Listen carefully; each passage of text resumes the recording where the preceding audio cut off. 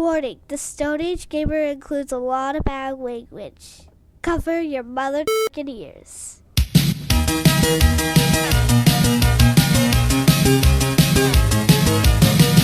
Good evening and welcome to the Stone Age Gamer Podcast. I am Chris Randazzo and joining me tonight is aggressive soccer-like experience, Dan Ryan.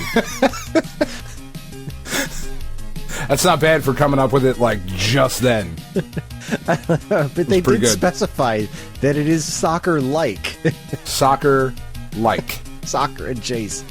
Last week we had a perfect storm of Dan and I needing something to talk about on the show, and this week an incredibly hefty Nintendo Direct happened. So guess what we'll be doing on the show today? We'll be going over the Nintendo Direct. So get your Daisy uniforms on because the Stone Age Gamer Podcast starts now.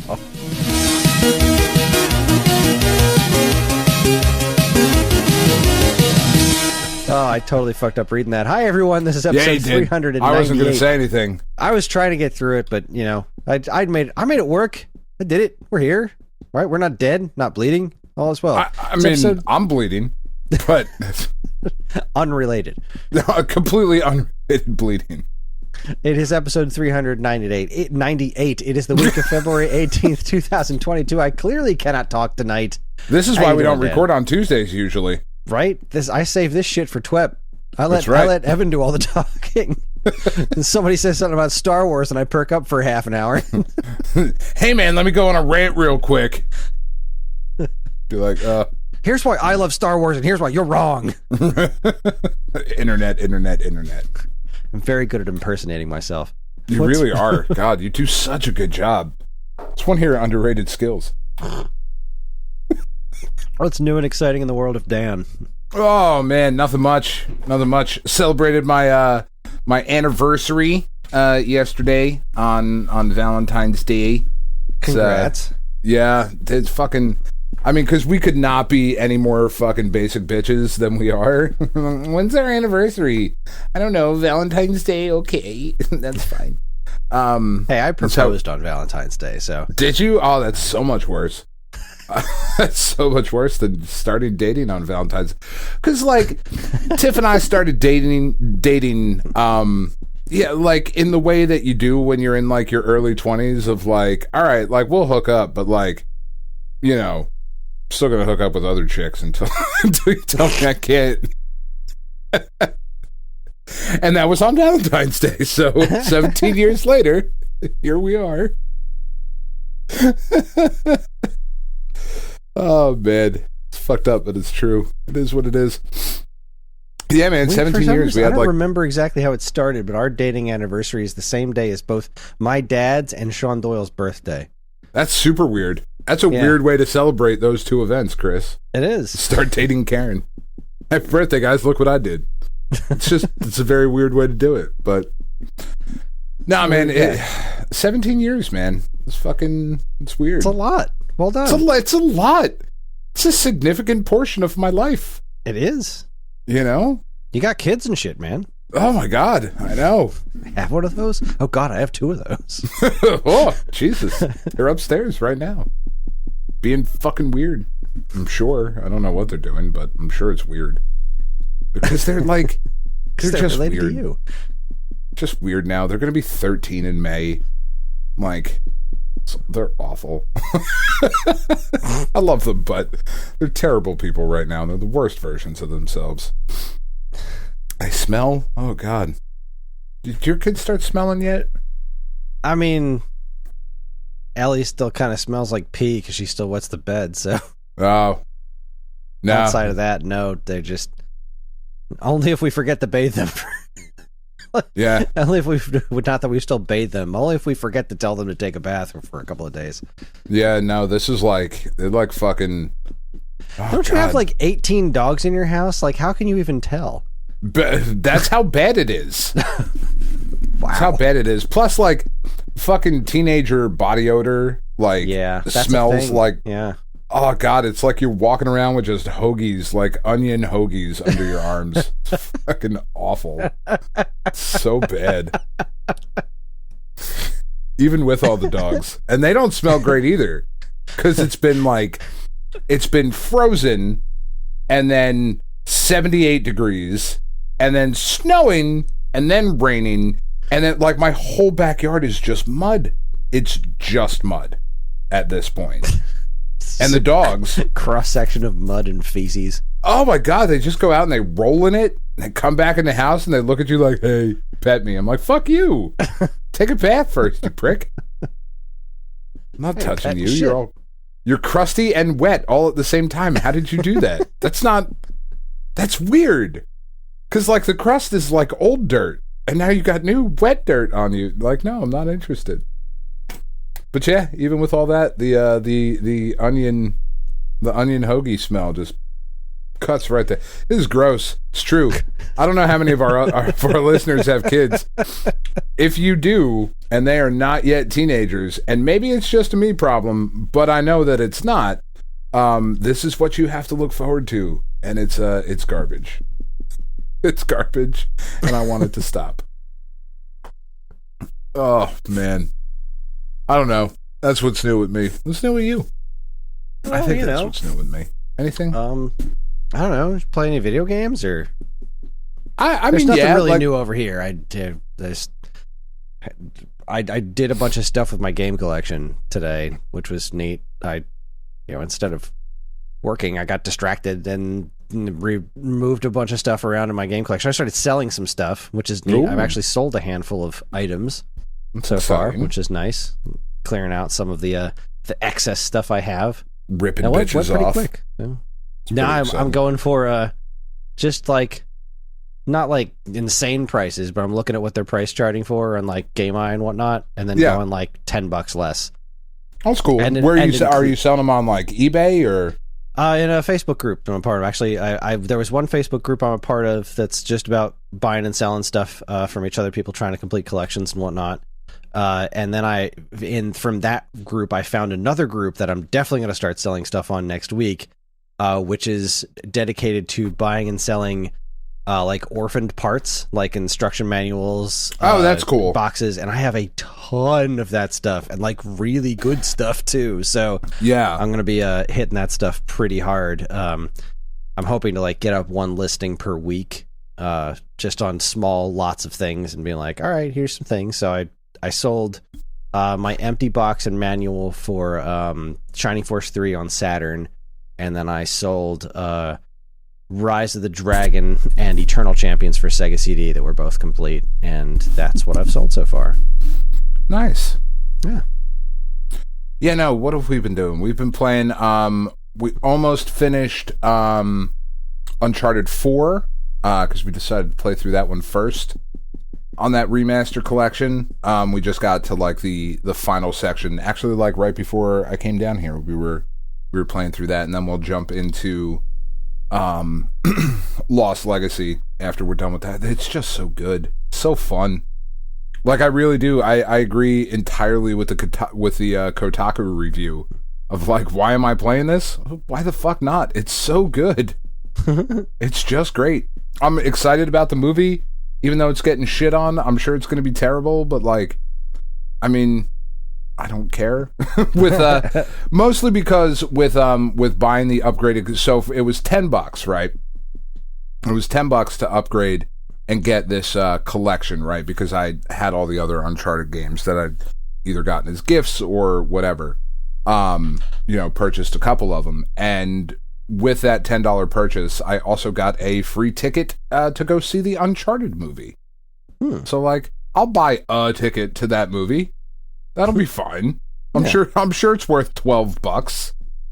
You know, Tom Holland is apparently 27 years old, which is weird because, like, Tiff and I were talking about that last night. Of like, man, it's just like, I mean, fuck Mark Wahlberg. He sucks, but like, he's the right age to be in that, and like.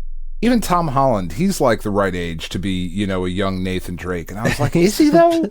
Because he's like 14. Right, they're the right age, but they don't look the right age. I think they're both just tragically miscast for those roles. Like, I'm more okay with Tom Holland than I am with Mark Wahlberg, mostly because Mark Wahlberg is just the worst actor. I hate. The only thing he's ever been good in, I think, that I've seen, is Boogie Nights. Like that's the best he's ever been. I'm completely and totally indifferent to him, but he reminds me in no way, shape, or form of the Sully from the games. No, it should have been George Clooney. Like okay, all right. That's who it should have been. Or Matt Damon. Matt Damon would have been great. Yeah, Matt Damon would have been pretty. He strikes me as a little too short for Sully, but whatever. Yeah, I mean, Tom Cruise has been an action star for the last 78 years, and he's like 3'4". They can make that shit work. Yeah, you can shoot it with a camera angle. It's fine. Fucking dude that played Hagrid wasn't that tall. Like there's ways to do it. Come on.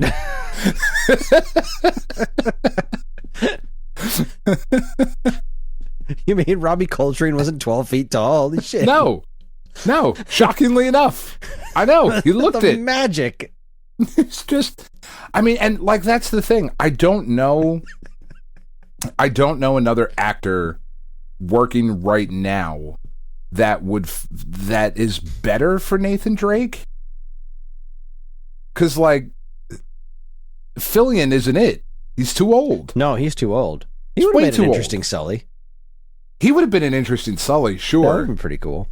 But man, we might have to bring back the casting couch after I see this movie and see how things go. Yeah, because I really can't. How that go? I can't think of anyone either. But I don't know all the actors in the world. Like, no, I know, but it would have been somebody like Ansel Elgort or some shit like that. Some fucking young piece of shit that I don't know. Being all mad about it, like, so I'm all right with it being Tom Holland. I just hate Mark Wahlberg so much. God, he's so bad. He's all right in The Departed, I guess, but he's not in it very much. Or at least if he is, it's just not very memorable. Like I don't actively despise him in that movie, I suppose. I don't know. Didn't even make it through that movie. Oh, The Departed's really good. I have been told. It's just not really my thing. And that's not really your thing, though, is it? Like you're not into like crime stories. You know what? That's the weird thing. Law and Order is one of my favorite TV shows ever. It's a very different kind of crime story, though. Yeah, that's the thing. I don't really like things that glorify mob bosses. Like, it's just. Are never you sure really you're been from my Jersey? Thing. I break the mold, man. I march to the beat of my own drum. Really do. But yeah, so Uncharted. Oh man, there was some shit going on in Puzzle and Dragons. Like this last week, there's been a ton of stuff to do, and I finally made my way through this fucking really hard dungeon. It had a time so there's some of the dungeons that are set up in Puzzle and Dragons. You start them at level 1, right? Like no matter what level your card is, like it's 99. 120, whatever, it doesn't matter. You start at level 1. And when you start at a low level, you don't get to have like your super awakenings and like certain effects that you can only apply to a card that's level 100 or above don't work until you level those cards up. And the higher that the rarity of the cards are, the longer it takes for them to level up in the dungeons and this whole thing. All right. So like it's an interesting kind of wrinkle in team building. And as part of the New Year's celebration that they were doing for Lunar New Year, they had this challenge dungeon that was 40 floors total, and it was 2 pretty hard dungeons back to back with no break in between. And it was set up in this starting off on level 1 kind of thing. And like I kept getting to the final boss of it, who has like a 3-stage transform thing, and just fucking kept failing it like over and over again. And then finally last week they released a buff for one of the cards that I like to use a lot, and I was like, fuck it, I'm waiting, I'm beating it with him. And I finally beat it on Sunday. Like there was like 10 hours left in the day, and I was like, fuck you, I know we have to go to Aunt Leslie's birthday party, but we're not leaving until I beat this goddamn dungeon. And just oh man, it was so good. Like it was such a moment of trying, like it was such a perfect storm of awesome that all happened right together. I beat the dungeon and Tiff pulled out the fucking corned beef that she had been slow cooking for 15 hours for Aunt Leslie's birthday party and like gave me some of the scraps. So I was like dripping in fresh, slow roasted corned beef after just beating this really hard dungeon. It's like, fuck, man, I'm just going to go back to bed. It's not getting better than this. It was great. And then the Multiverse of Madness trailer came out later that day, and I was like, oh, this is like the fucking best day ever. I don't even know what to do with myself. It was so good. And like, yeah. So I was doing that, and then playing more Returnal. Trying to like slowly make some progress through that. Like most of the bulk of the gaming time has been taken up by Uncharted. But I also wanted to go in and try and finish up the last couple of big collections on the show before the new one comes out. Because I never finished the Ken Griffey Jr. collection. I need to go and do that. I don't need to go and do that, but I'm gonna go and do that and finish that up just so I can be like, all right, I got, all of the big cards and whatever. Because the fucking 2022 comes out in April, Chris. That's not long from now. It's not, and I don't know if we're going to have actual baseball, because they're still fucking locked out like a bunch of pricks, but I'm going to play this one. And I'm really hoping they announced today a new feature for the show, which should be pretty cool, where you can do PvP squad-based, kind of, where you can do up to 3 players on a team. Is what they can handle right now. Because it's the first year that they're implementing it, and what's cool about it is that, like, if somebody who's playing, like, you could have a friend playing on Switch, on PS5, and on Xbox, and all 3 of you could play together on the same team online against 3 other people, or against, like, a computer thing. And that's really cool, I think. That is really cool. It sounds like a fucking nightmare to coordinate, like, server side to make that all work. And I'm really interested to see how that's all going to work. Especially because you can, like, they were saying you can combine your Diamond Dynasty shit and do it that way. So, like, somebody has gets lucky in the beginning of the year and has the really good Mike Trout card that fucking just destroys everybody. Like, all right, you're playing with that guy and you've got, like, I don't know how it's going to work. Like, will I see, like, let's say I have the Mike Trout card, right? I will always be the center fielder. Somebody else that I know will be a pitcher, and then somebody else will be, like, the second baseman. Like, that's just kind of wild. And I'm really, really interested to see where that all goes. But in that announcement, they also said going forward, every week, they're going to be releasing, like, a new video on their YouTube and their Twitch and whatever, highlighting like features or just stuff coming in the game, and not next week but the week after. It just said Switch. I was like, all right, sweet, you better be dropping a trailer where that game looks like it was at least on PS3, because it doesn't look good. Yeah, we'll get to that when we talk about the Nintendo Direct a little bit later, but I'm actually, I'm going to do a quick little search for something here, because I'm sure somebody must have done it. MLB The Show, Switch versus PS2. Yeah, I'm not seeing a comparison. It's not great. I can't believe nobody's done a comparison video on that yet. It's not because great. That's what it looked like PlayStation 2. And I'm not saying that, like, to disparage PlayStation 2. I'm saying it looks like... All right, let's see. Evolution of MLB The Show graphics, 1994 to 2022. So let's see. Where does it start to look like that Switch game? PS1, definitely not. We're definitely above PS1. Yeah. For sure. Yeah, I'm not going to lie to you. PS2 is looking pretty close to it. Yeah. It does not look great. It's not a game about graphics. That's not the point. It's not the point, but it's not part the of point. It. Yeah, it's not the point. Yeah. I mean, I'm looking at some PS3 gameplay right now, and the Switch one looked a little bit off. I'm even just looking at the crowds in the PS3 game. Yeah. Because I think that was really what was the most distracting to me was the crowds in the background. They were so awful that they were just... I'm sorry. We'll get back to this. We'll get back to this later. It was not something that brought joy to my face. But yeah. Yeah. There's much to discuss. And then, other than that, I think that's it. I don't know. My life just kind of happens to me. I don't pay a ton of attention. I just exist. Kind of. I just work here. I just say shit. See what happens, you know. Let's see. It wasn't an extraordinarily busy week for me, although I do have to say that Psychonauts has started to click with me. Oh, yeah. All right. So you put something in the Discord about that. Like, what was it that clicked for you? I was still relatively early on in the game, and I was in the groovy disco girl's head, learning how to do the levitating stuff. Yeah, yeah. And I was like, all right, crazy disco girl. Okay.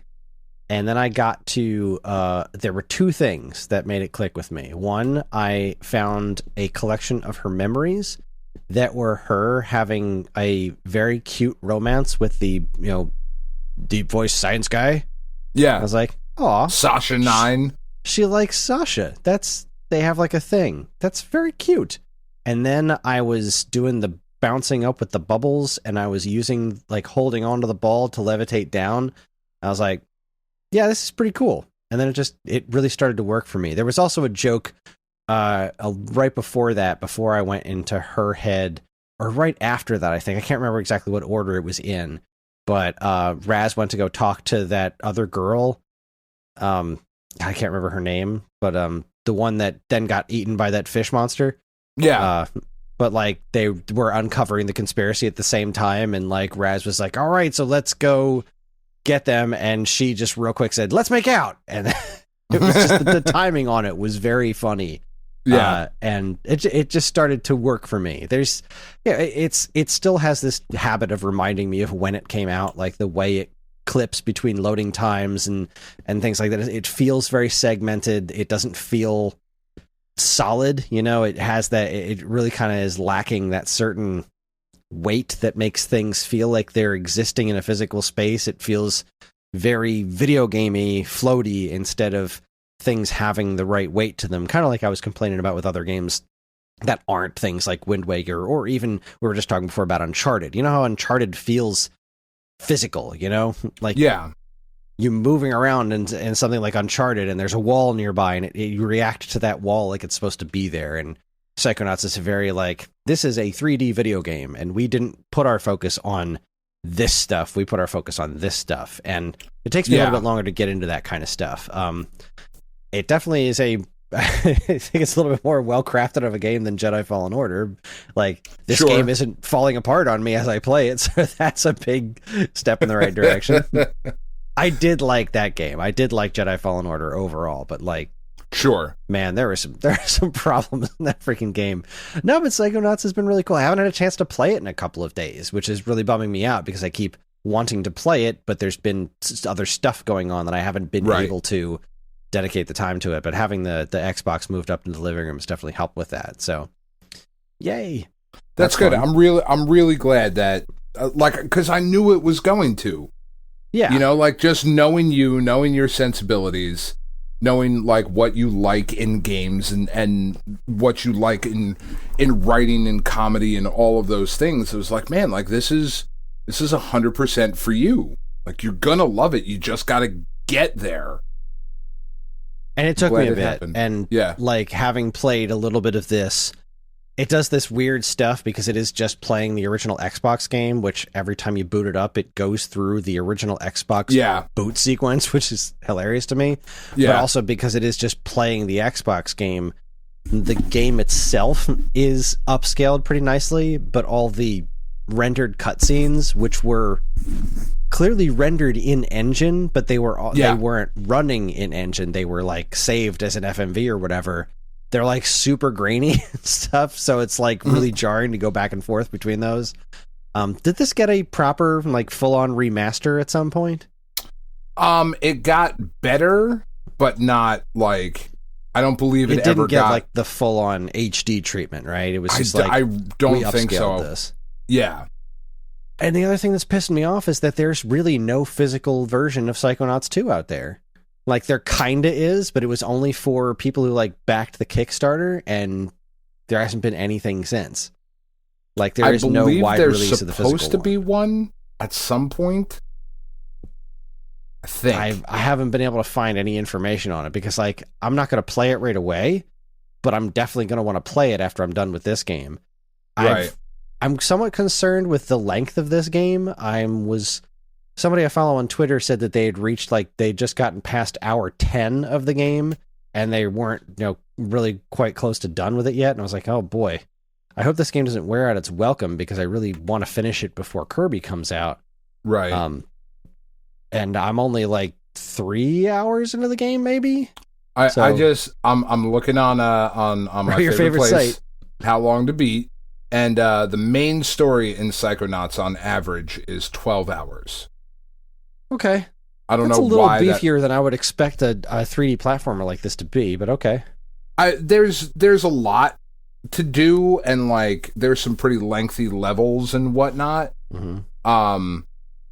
I will say that like towards the end of the game, there's a lot of stuff happening, and like I found the times that I've played through it, like the first little bit is a little bit of a slog to get through, but then it starts getting to like just all these really interesting things that you're doing, and it like you don't even realize, you know what I mean? That's shit. Good. I mean, I just got through the area with the where you beat that fish boss, and then you go inside the fish boss's head, and they call you Goglor, and you're this giant and whatnot, and that was pretty weird, but quite memorable and pretty funny.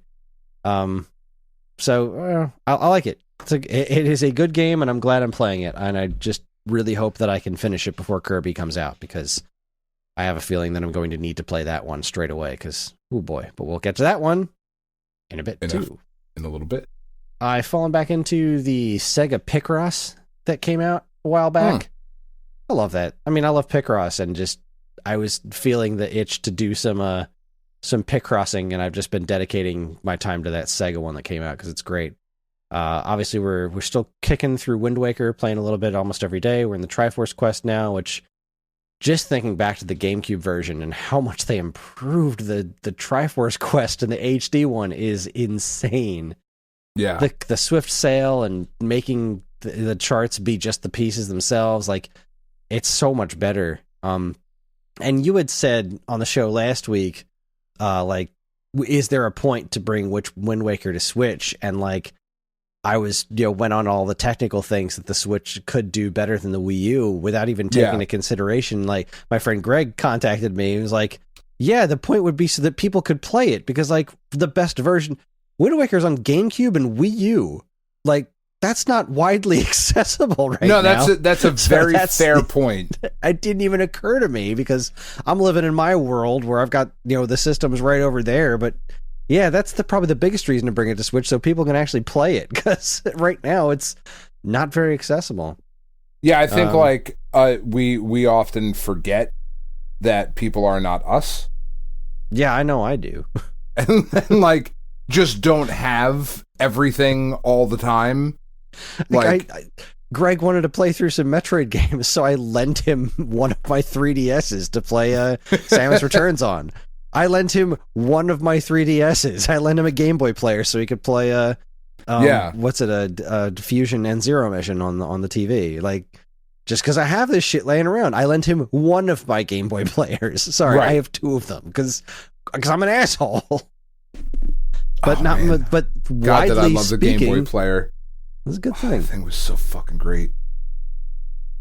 Loved it. But yeah, that stuff's not widely available. And like, I know there's this online thing of like, people are always asking for Twilight Princess HD and Wind Waker HD to get ported to Switch. It's like, well, just play them on Wii U. And I think to myself, well, yeah, that's easy for you to say, but most people don't have a Wii U. That was kind of the point.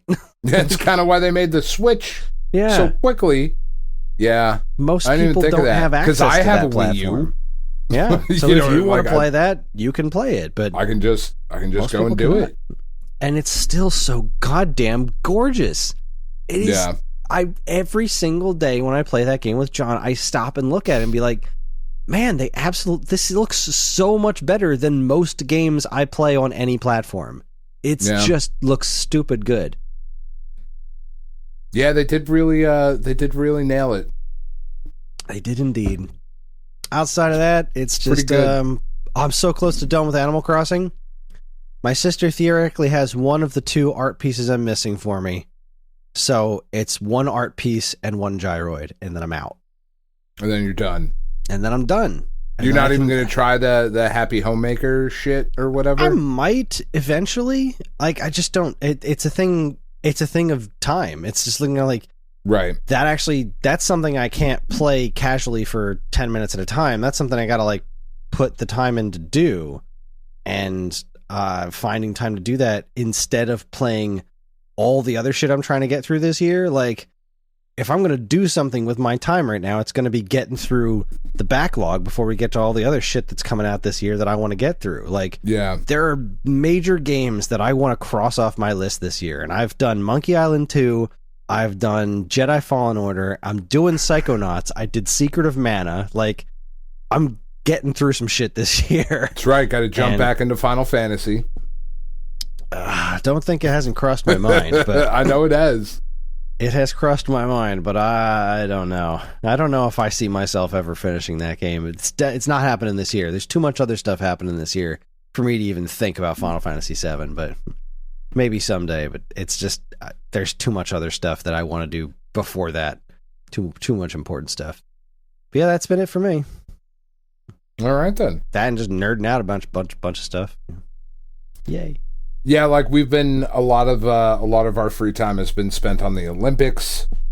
We haven't watched like any of the Olympics, and it's bumming me out. That sucks, man. It just hasn't come really up. Good. I watched like 15 minutes of curling, and then like that was it. The kids had zero interest, and we haven't watched any of like figure skating or anything. And we wanted to, but we've been What did we just finish up? We were working our way through a couple of TV shows, and I'm drawing a blank on what we were just concentrating on. I know we just finished up Star Trek Picard Season 1, and Peacemaker's been great, but then there was like something else we were really working on. Like, this is what we want. We want to get through all these things because there's so much TV coming back soon, too. Like, TV's going to be nuts for us in the pretty near future. I mean, my precious original mothership Law and Order is coming back, and I am so much more excited for that than I should be. With Sam Waterston, right? And I think Anthony Anderson's the lieutenant now, which is nuts, but okay. It's nice to see a couple of returning faces. That makes me happy. Where the hell did I put my shows to watch? There we go. So, the Marvelous Miss Maisel comes back on February 18th, so that's this week. That's 3 days from now. Law & Order's on the 24th. Then Season 2 of Picard hits on March 3rd. Then at the end of March is Moon Knight. Then in May is Obi-Wan. The Boys comes back in June. That Lord of the Rings show is in September. And then there's stuff we don't have dates for. The Andor show is this year. Obi-Wan's this year. She-Hulk, Stranger Things. Moon Knight. I said Moon Knight before. That's March 30th. Right. Yeah, Secret Invasion's the Earth this year. She-Hulk. I don't think Dragon Prince is coming back, but that House of the Dragon show, I'll watch that. Oh fuck, I can't wait for that. I really want to care about Game of Thrones again. Yes, I do too, because I liked that world. I liked so much of it before they shit all over themselves. I don't even think the ending was that bad, but it wasn't good. Don't get me wrong, but I don't think it was as that show. Okay, hold on. The fucking final episode of Game of Thrones took the most talked about, written about, memed about, streamed, illegally downloaded, the most everything, the est of the EST of all of those things, and in one episode made it vanish from the cultural zeitgeist. Right? It is disappointed. Astonishing. Yeah. And like it was building for a while. The last season or two started to have those really big problems, but I was still thoroughly entertained by it. Oh my God. I kept looking at it like, they'll come out of this, and then they just fucking didn't, and then that was it. The end. It was done. It's and weird. there's no satisfying ending to that show. Like, I don't know if anybody else realized that, but there's no good ending there. There's a better ending than what they gave us. Oh yeah, for sure. But there's no ending where everybody would go, "Yep, that was it. Nailed it." Like, I don't believe that ending exists for that show. But to go from the biggest thing in the world, entire buildings in New York City were advertising with the fucking dragons on them, and then it's fucking Bruno. We don't talk about this anymore. Ever. It's so weird. I've never seen anything like that. Yeah, it was not even Lost. Like, not even. No. I think Lost kind of lost it. I think Lost it before that. I think that didn't really keep up its hype before that. The internet was a different place back then. But anyway, we're getting far off topic here. Just the weirdest fucking thing. Yeah, I can't wait for that Game of Thrones spin-off shit. I'm super into it. Yeah, more Matt Smith. Love that guy. Mm-hmm. I want it to be very good, and I'm hoping that it will be. I got Lord of the Rings looked neat. Didn't really show me anything that I was like, yeah, hook me up with that shit, but also it didn't look bad, so I was like, okay, cool. Looks like fantasy show that I'm interested in. So yeah, sign me up. I have no humongous attachment to the book and the official mythology, so my interest in Lord of the Rings kind of starts and ends with the movies. I was never able to get into the books, so yeah, no, they're terrible. Whatever this does, I say that as a big reader. I fucking hate those books. I can't get through Fellowship, and I love that movie so much, but man, I couldn't get through that book. And I'm not a great reader to begin with, but I was kind of a lost cause. Bored me to fucking tears. Yeah, bored me to tears. I felt the same way I felt like watching Titanic. Like, just hit the fucking iceberg already. Jesus Christ. Oh my God, I don't care. And I know that's sacrilege to like nerds and people who are like us, but oh God, do I hate those books. Ugh. Anyway. Fair enough. I mean, whatever, like, love them if you want. I don't get it. I'm kind of with you though. Like, I'll watch that show. Yeah, I'm in. I'm down with it. Sure. I'll watch it. I like the movies. I never watched the extended versions. Stuff. I don't care that much. You should watch the extended ones because you get the great death scene. Nope. It's too long. I don't care. All right, then don't watch all of them. Just watch the fucking death scene. Like, the second... I cannot fathom why they cut that out. Saruman's death is fucking great, and it's important. They fucking kill Saruman off screen in the theatrical cuts. What the hell was that about? He's such an important part of the books. Whatever. Yeah, not books, the story. He wasn't that big a deal. Death scene was awesome, man. I also really like Christopher Lee. I don't know, maybe I will at one point. It's not a long scene. That's the other part that pisses me off. It wasn't that long. You would have added, 3 minutes to the runtime? Fuck you. To your 38-hour movie? God damn it. Seriously, this thing's already insanely long. What's another 3 minutes going to do to you to show them fall off the fucking tower? It was great. So disappointing. No, I love those movies. I like the extended ones, too. They're a good time. A lot of good time. So it's a whole bunch of good times. All right, so before we go to break, it was just announced that Nintendo is going to be closing down the 3DS and Wii U Eshops, which was kind of a shocker. Sucks. Yeah, that really sucks. I'm genuinely surprised the 3DS is getting shut down at the same time. It makes sense because they're so closely linked to one another, but still, 3DS was a popular platform, you know? Buy games, like, for sure, buy games, but, like, also pirate copies so you can have backups. Yeah, we were just talking about that beforehand, and, there's a bunch of stuff the Wii U stuff in particular is what I'm interested in, because that platform itself is so hard to recreate because of the whole dual screen thing. So there's a handful of games I really want to make sure I get before that shop closes down, but this is not a great time for it because of money. But like, man, I've been trying to track down a copy of Wii Sports Club because I want all those Wii Sports games, but I don't want to cough up $40 just so I can play Wii Sports in HD. It's just like, no, God damn it, I don't really want to do that. But if the shop's going to close down, I don't know. We're going to do something in the not too distant future where we break down, like, just like we did when the Wii shop closed, and we would theoretically do if Microsoft or Sony ever shut down shops, which I guess they really don't, right? I mean, they shut down the PSP. The PSP, yeah. Oh, we didn't really do anything for that, but if they shut down the PS3 shop, which they threatened to a while ago, I'm sure we'll do something similar. But yeah, I think it'll be a fun episode to talk about. Here's what you should buy here, because it's probably not going to be available in a better format somewhere else. Because there's a lot of good stuff on there. Not a ton of good stuff, but a lot of interesting stuff that I definitely want to make sure I have on my Wii U for all time while it's still kicking. But yeah, that's a bummer. Yeah, that kind of sucks. Yeah, but it'll make for a fun conversation piece. It's one of those things though, like it's one of the hard things about like living in the digital age, you know what I mean? Of at any moment companies can just be like, we're done. Yeah.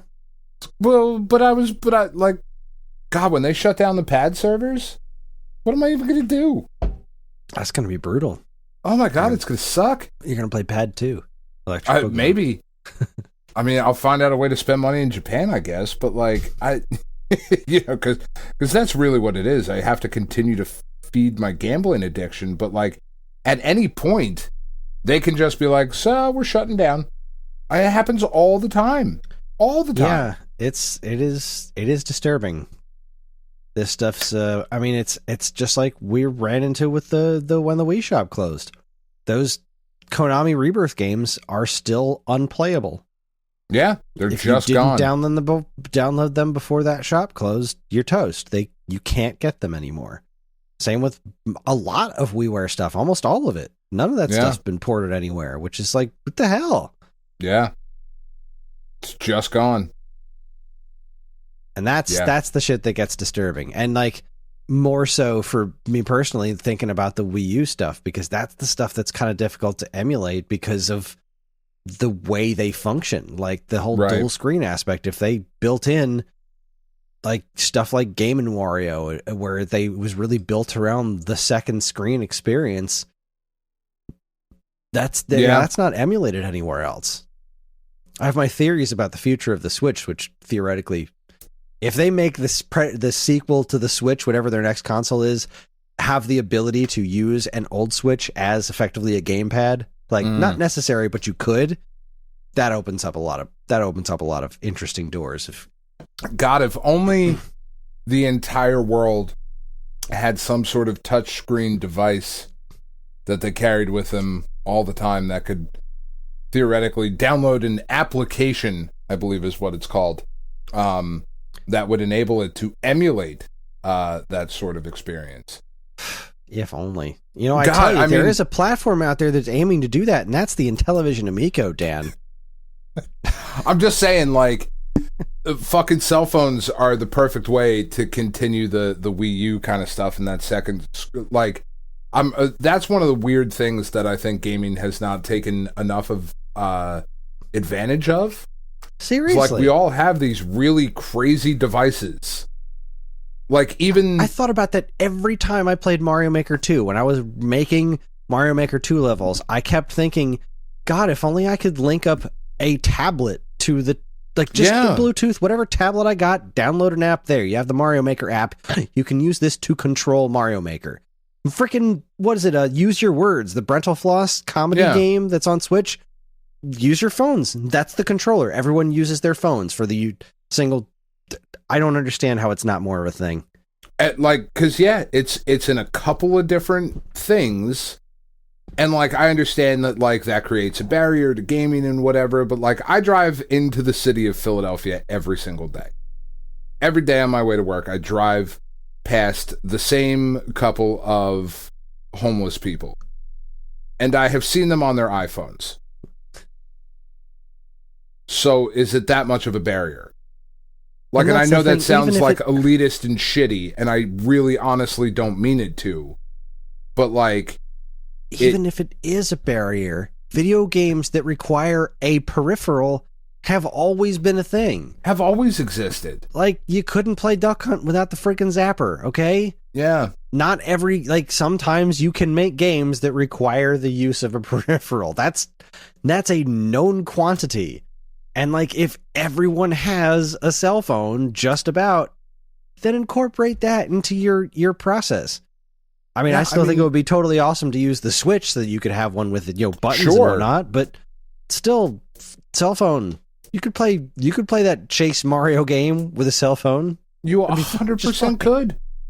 You 100% could. They sell fucking controllers for cell phones. Like, it's just this weird untapped market. And, like, I really don't mean to sound elitist or shitty if it comes off that way, because I know that people are struggling with bills and all of that, like the pandemic and all of that stuff has hit people really hard. But at the same time, I don't personally know anyone that's like, yeah, no, I just have this flip phone, except for my cousin, but he has a flip phone because he's an asshole. And that's what he wants. He thinks the rest of it is like government control and whatnot. I'm like, okay. All right. What if somebody wants to steal my information? Well, then they already have it, Ryan. They already do. Sorry, bud. I like do to you imagine exist in the world? Then they I like have to it. imagine his name is Ryan. It is. It's Ryan's. Okay, we're going to take ourselves His name a quick is actually break here. Ryan Daniels. It's very strange. Our parents were not very creative.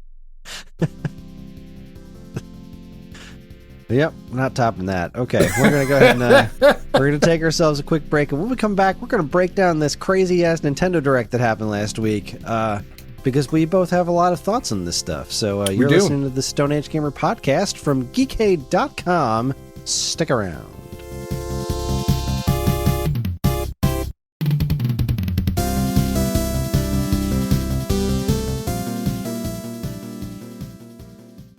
And now, here's a quick look at some of the other original content available now from our partners and Geekade.com. First up, Chris, on this week's episode, it's a listener request episode. Ferg, my just hunk of delicious Ferg from the Atari 2600 Game by Game podcast, told the Twebcaster, see, it's not only Chris that I want to see naked, to watch the first episode of the 1967 show Dragnet, the LSD story. It's 60s propaganda at its finest. Before that, Karen gets caught up on a discovery of witches. Angie hate watches Walker Texas Ranger. Evan checks out Outcast. And Chris, once again, reminds us that he loves Star Wars. Like, loves. Like. Star Wars was my Valentine. Zoom. Yep, keep going. I'm almost there. Zoom. Don't miss all the excitement in this week's episode 246. Things have gotten better, right? Yeah, that was in reference to Cops. Oh, boy. Man, yeah. I also hate Walker Texas Ranger. I've never seen the original or the new one that Angie is hate watching. Wait, there's a new one? Yeah. Somebody remade the Chuck Norris Walker Texas Ranger show? Like, that was a good fucking idea? It's a fucking CW show, and it's starring Jared Padalecki from Supernatural, which is why Angie's watching it, because she's a huge Supernatural fan. But she's hate watching it, because, it is what it is. I'm going to go out on a limb here and say what everybody else is thinking. Jared Padalecki is possibly the worst human on the planet. Is he? He is in a CW remake of Walker Texas Ranger on purpose. He is come on, you turned down that role?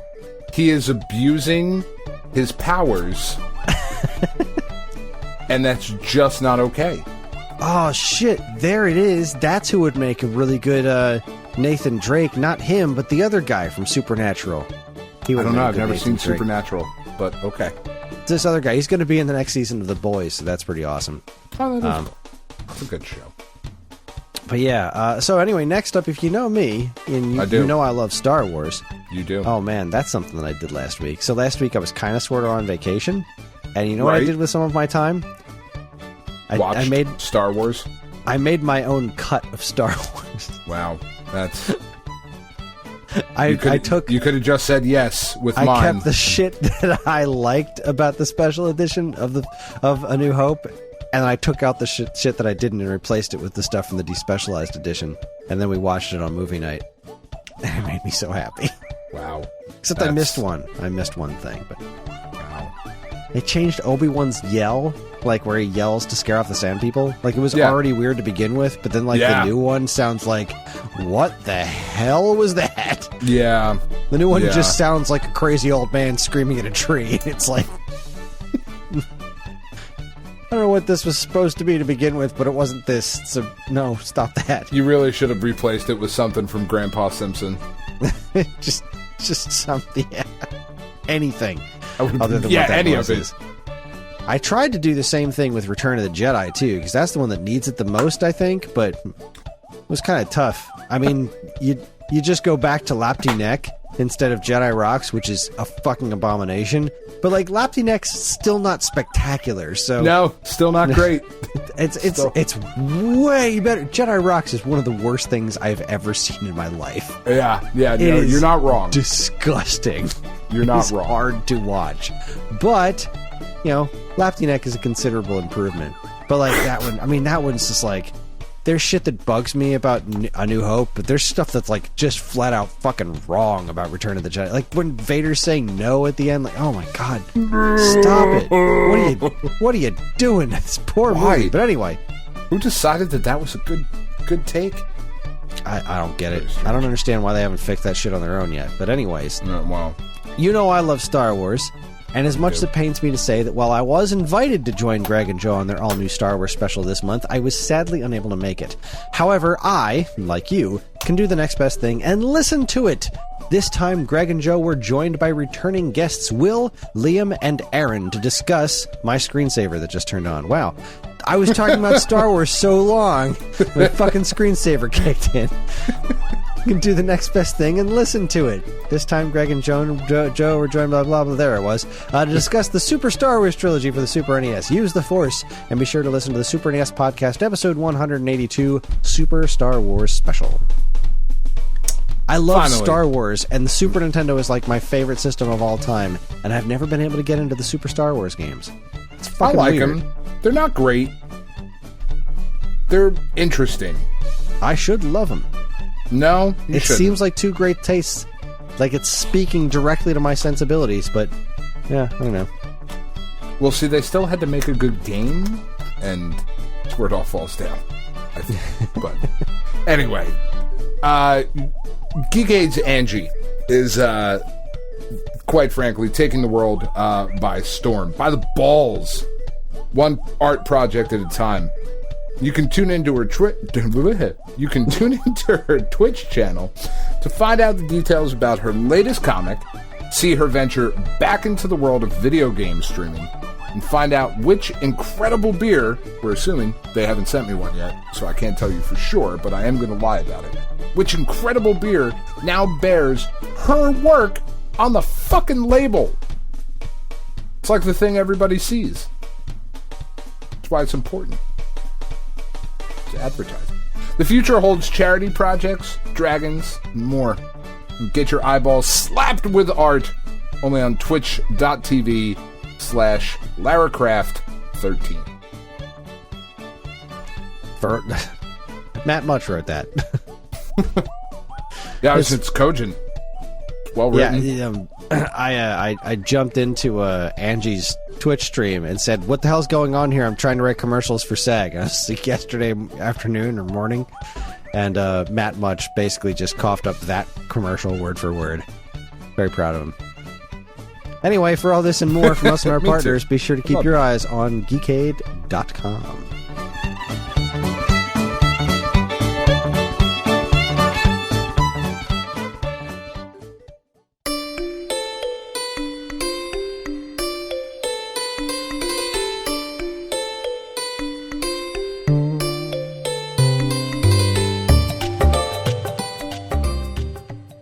Oh, goodness gracious. All right, we are back. It is time to discuss this, like, crazy Nintendo Direct that dropped on last Tuesday, was it?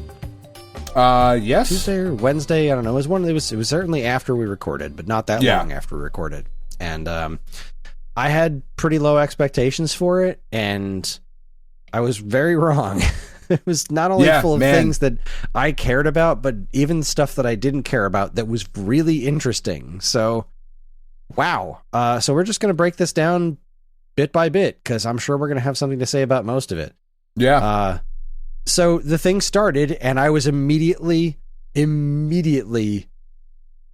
onto the impression that I was 100% right.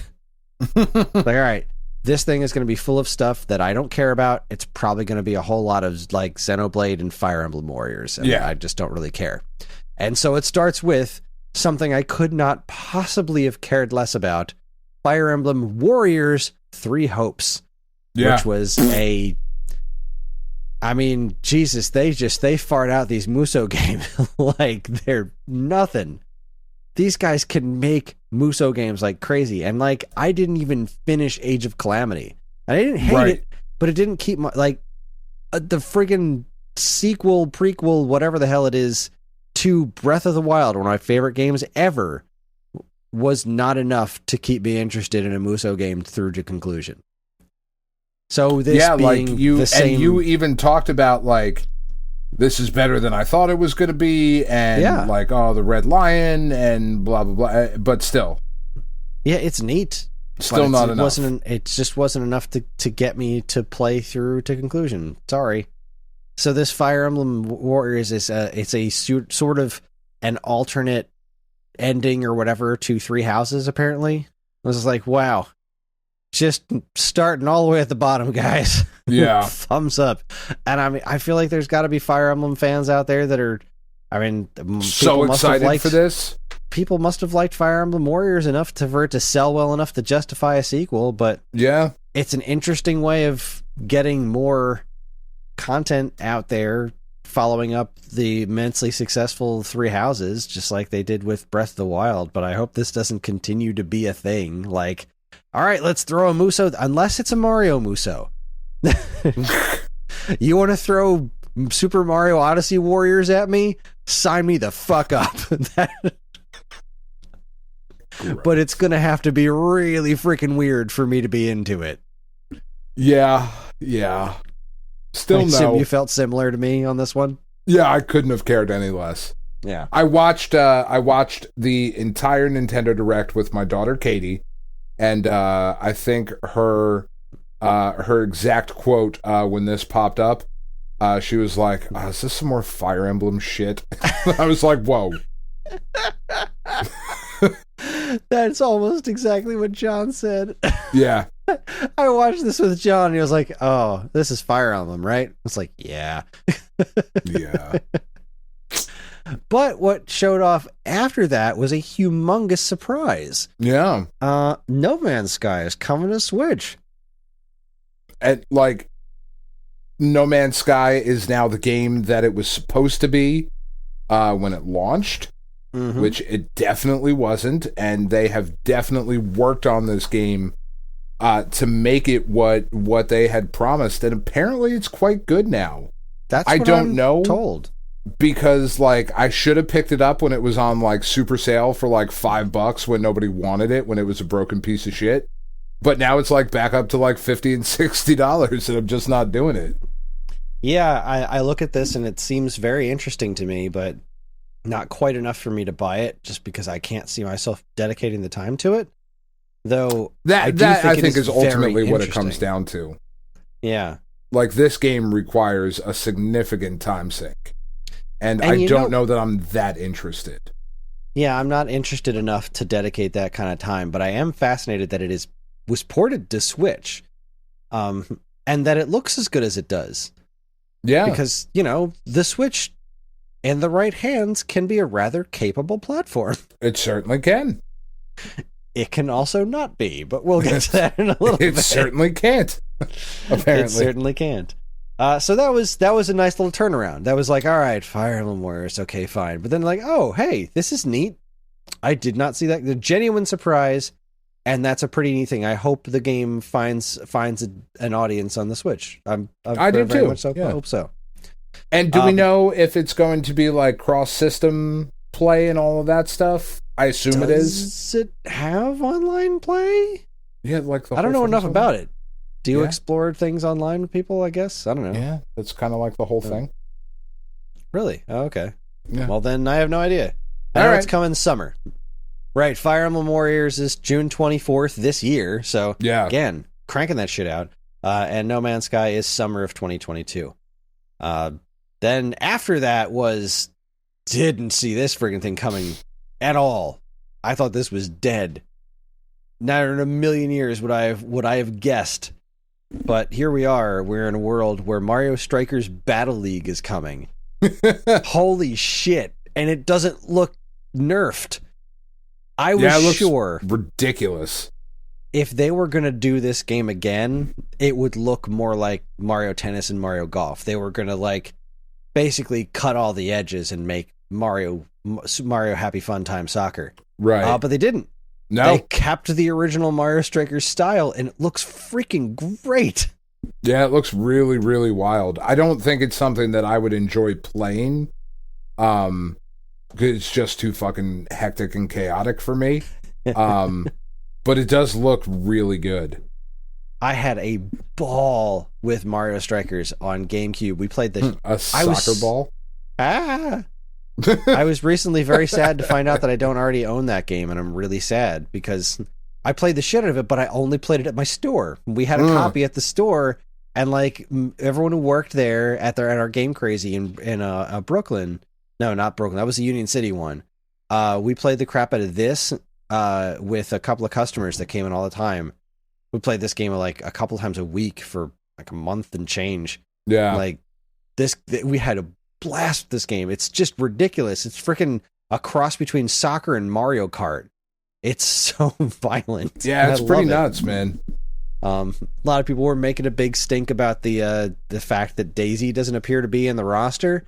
Although there was a shot of Bowser wearing the Daisy colored uniform, which just makes me think, of course there's going to be more characters, and they're probably going to do a rollout just like they did with Mario Tennis to keep the game in the conversation longer, and that's fine. Do it. I love that shit. I absolutely love that shit. It makes me feel like I'm getting new stuff all the time, even though it's like, it doesn't feel like it's been carved out. It doesn't feel hollow without it. It's just like, all right, something to look forward to in a couple of weeks. We're going to get some new characters. Yay. No, I think this looks fantastic. Has it been confirmed that this was Next Level Games yet? I know that was a question. Is Next Level making Mario Strikers? Because this would be the first project they worked on since the acquisition, right? I think so.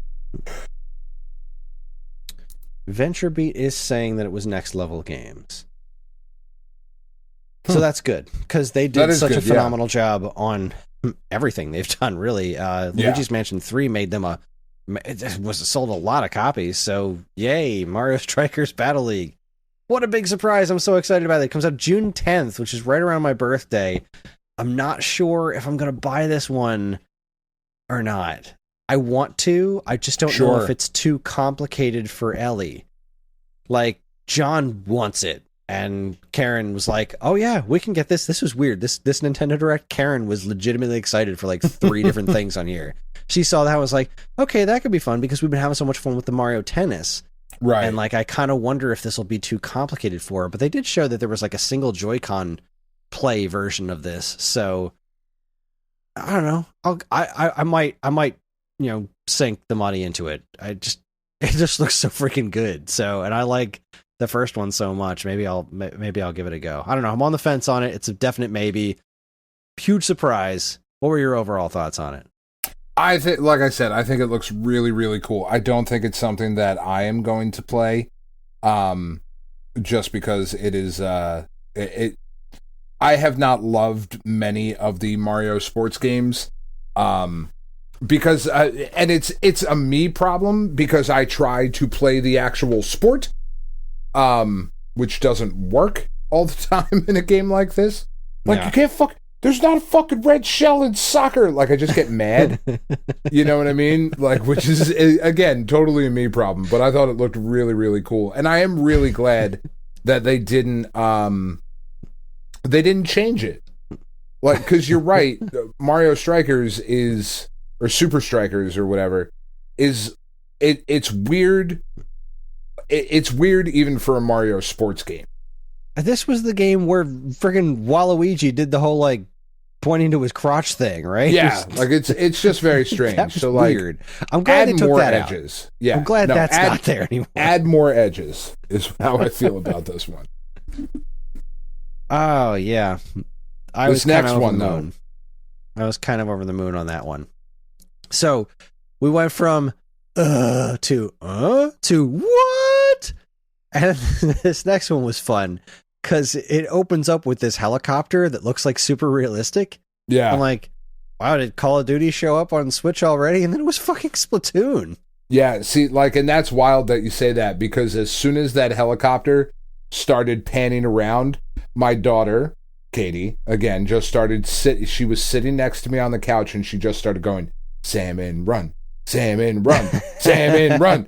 Like, to the point where Tiff got up from downstairs, walked up to the middle level of the house, and was like, hey, you're not the only one here. Like, walked away from her because she was so loud and screaming. She was so excited. She loves the salmon run. Dude, salmon run was freaking great. Out. This looked so good. My only hope is that this means, like, if they're dedicating a whole trailer just to salmon run, I hope this means that we can play Salmon Run all the time. Yeah. Because that was the big bitch of the original Salmon Run, and the reason I didn't play it more was that it was so scheduled.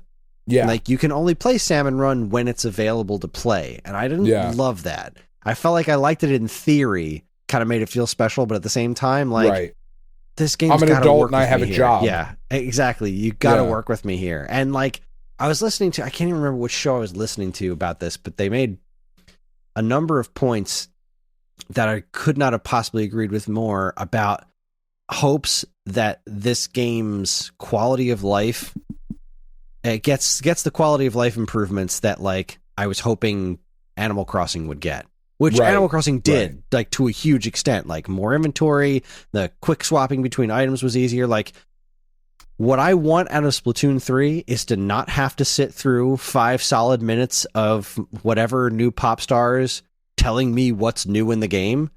Yeah. Like, what's going on. I don't need to know all that. You don't need to break down what stages are available today.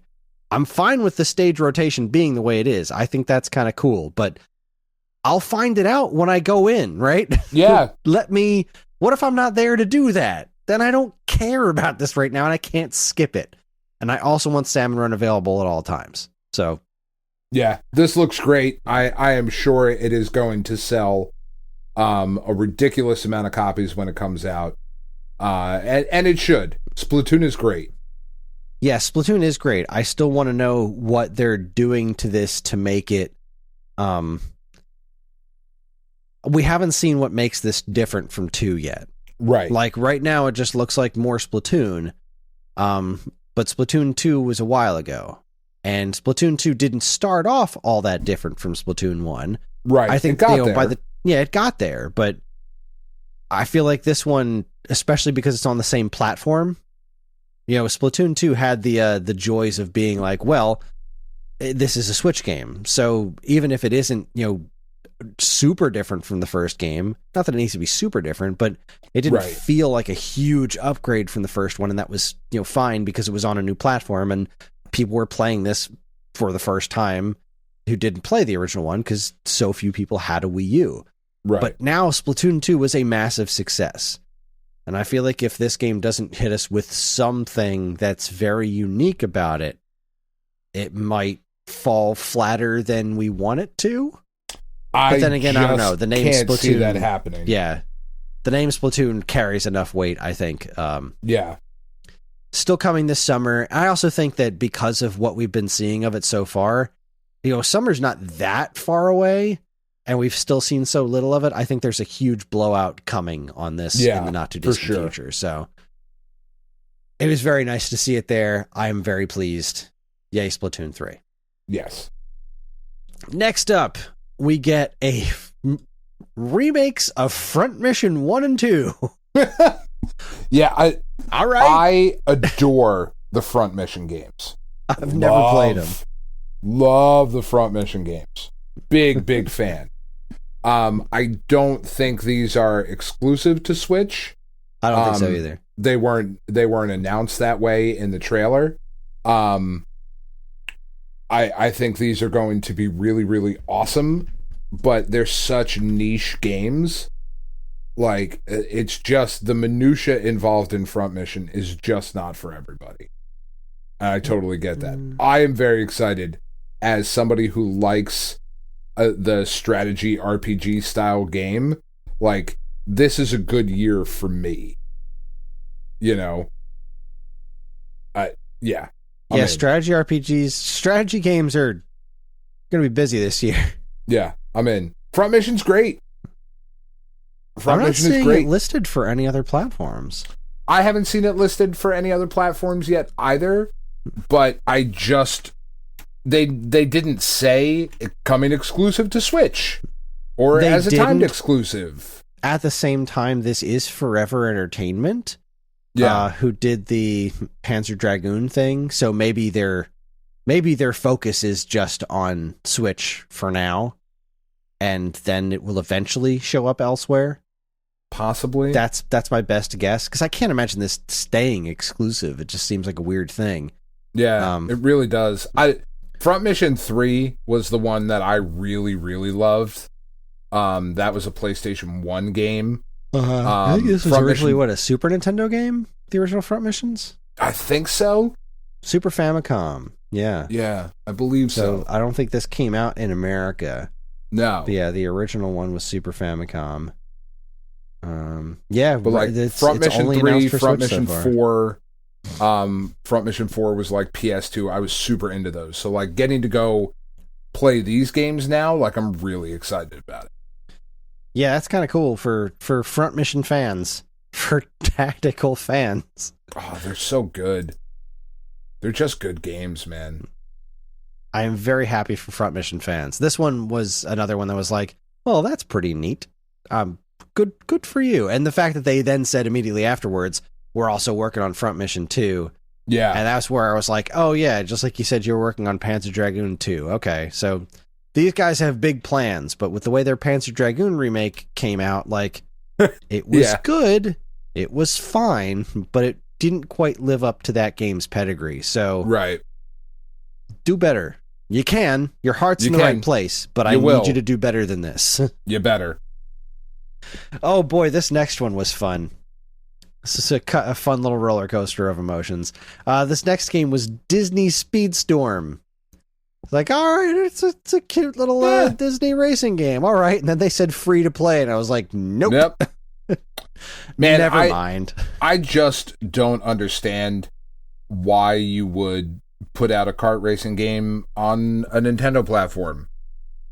It just doesn't make sense to me. They make money. Like, they keep, like, Crash Team Racing did fine on it. Like, they're the kinds of things that people will keep buying different versions of, and Disney's a great property to do it for. But once they announced it was free to play, it's like, oh, so it's going to be a microtransaction laden mountain of bullshit. No, not into that. No, sign me out. Nope. Not that I was going to get it anyway, but still, like, it looked vaguely interesting. I was rooting for it for a minute there. Like, okay, more Disney Racer, that seems like a good time, but nah. Turned right off on that one. Yeah. Coming out this summer. Next up, coming April 20th, 2022, the Switch is getting Star Wars The Force Unleashed. I mean, are you excited about that? Not at all. I have no interest in ever playing this game again, but what's fascinating about this is that this is not a port of the Xbox 360 version. No. This is a weird-looking version. Upgrade of the Wii version, because I'm looking at it like the graphics don't look very good in this. Like, I swear this game looked better than this when I played it on 360. And that's because it did. Yeah.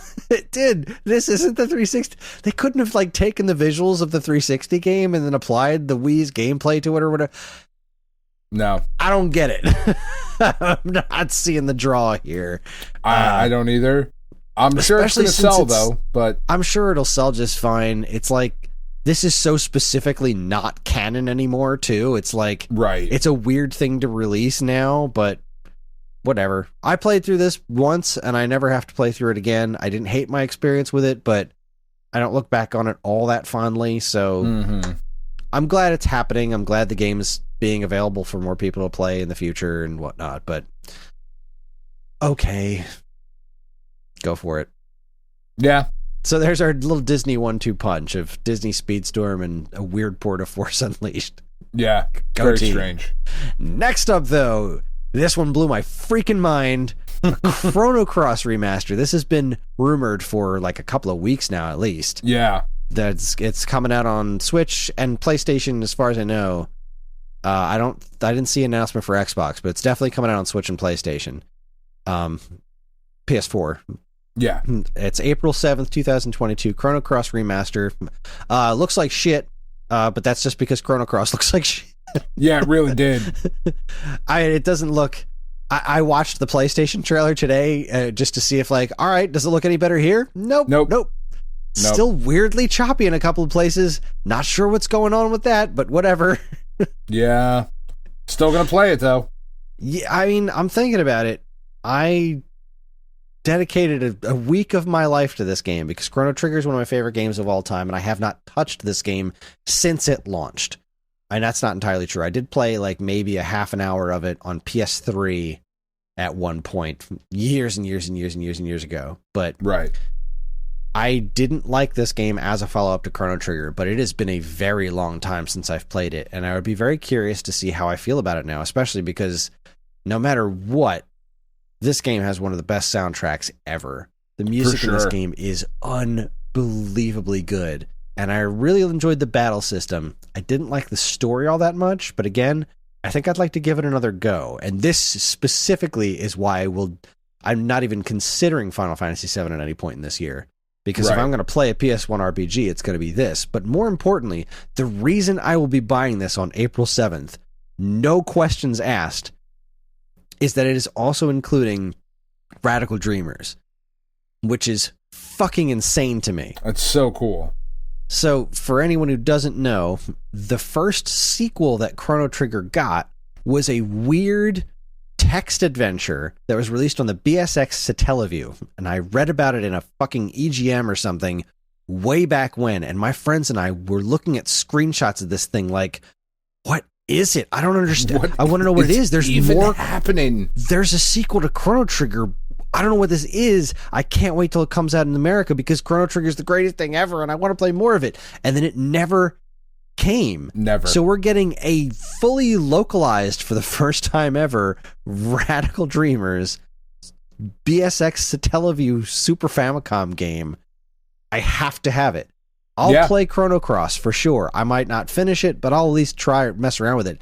I have to try Radical Dreamers. And like, I know I could have played a fan translation of it 100 times over by now, and I just never have. But this is an official localization. I'm over the moon about this. Yeah, no, this is awesome. It makes me want a proper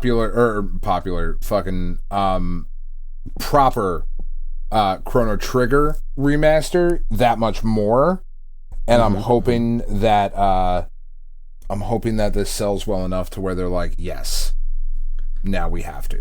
Please do. What else is neat that I found out about this is that you can switch graphical styles. Oh, that's cool. What they showed off in the trailer was these, like, they've kind of redone the character models similar to like they did with the Final Fantasy VIII remaster that released not that long ago. But you have the option to switch to just go back to the PlayStation 1 visuals if you want, which I think is pretty neat. That is a cool thing.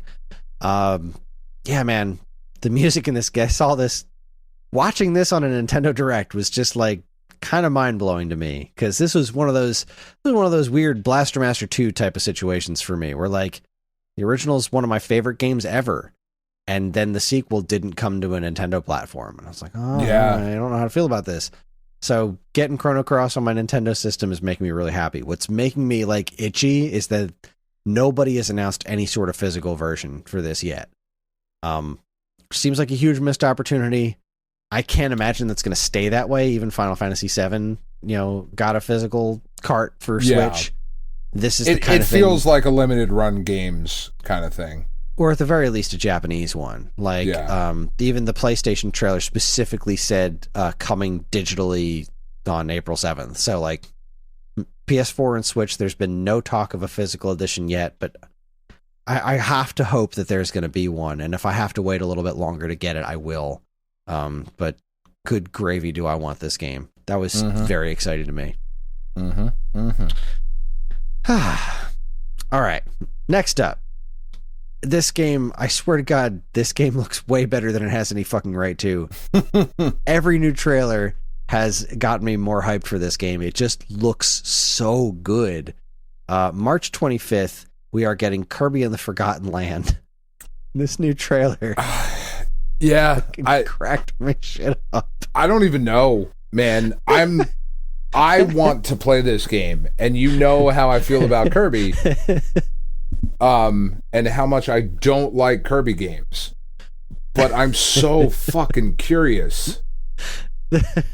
Like, at first it's got that weird, like, post-apocalyptic real world stuff going on that's, like, really weird for Kirby.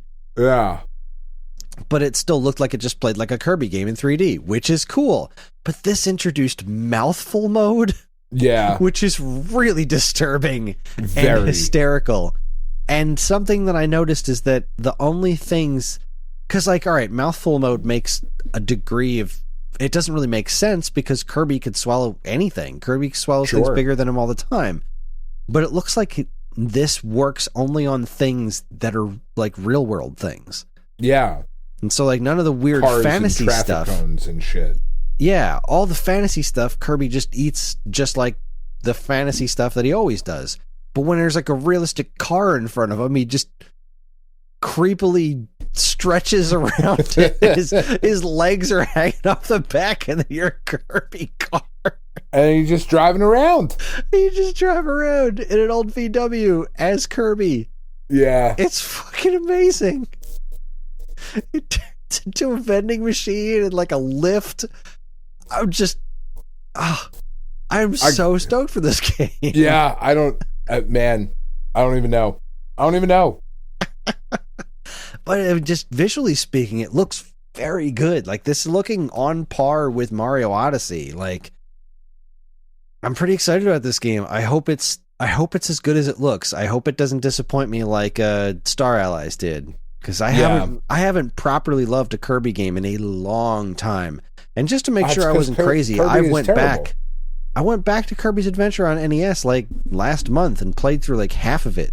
That game holds up. Those original Game Boy and NES Kirby games are great. So is Kirby's Dream Course.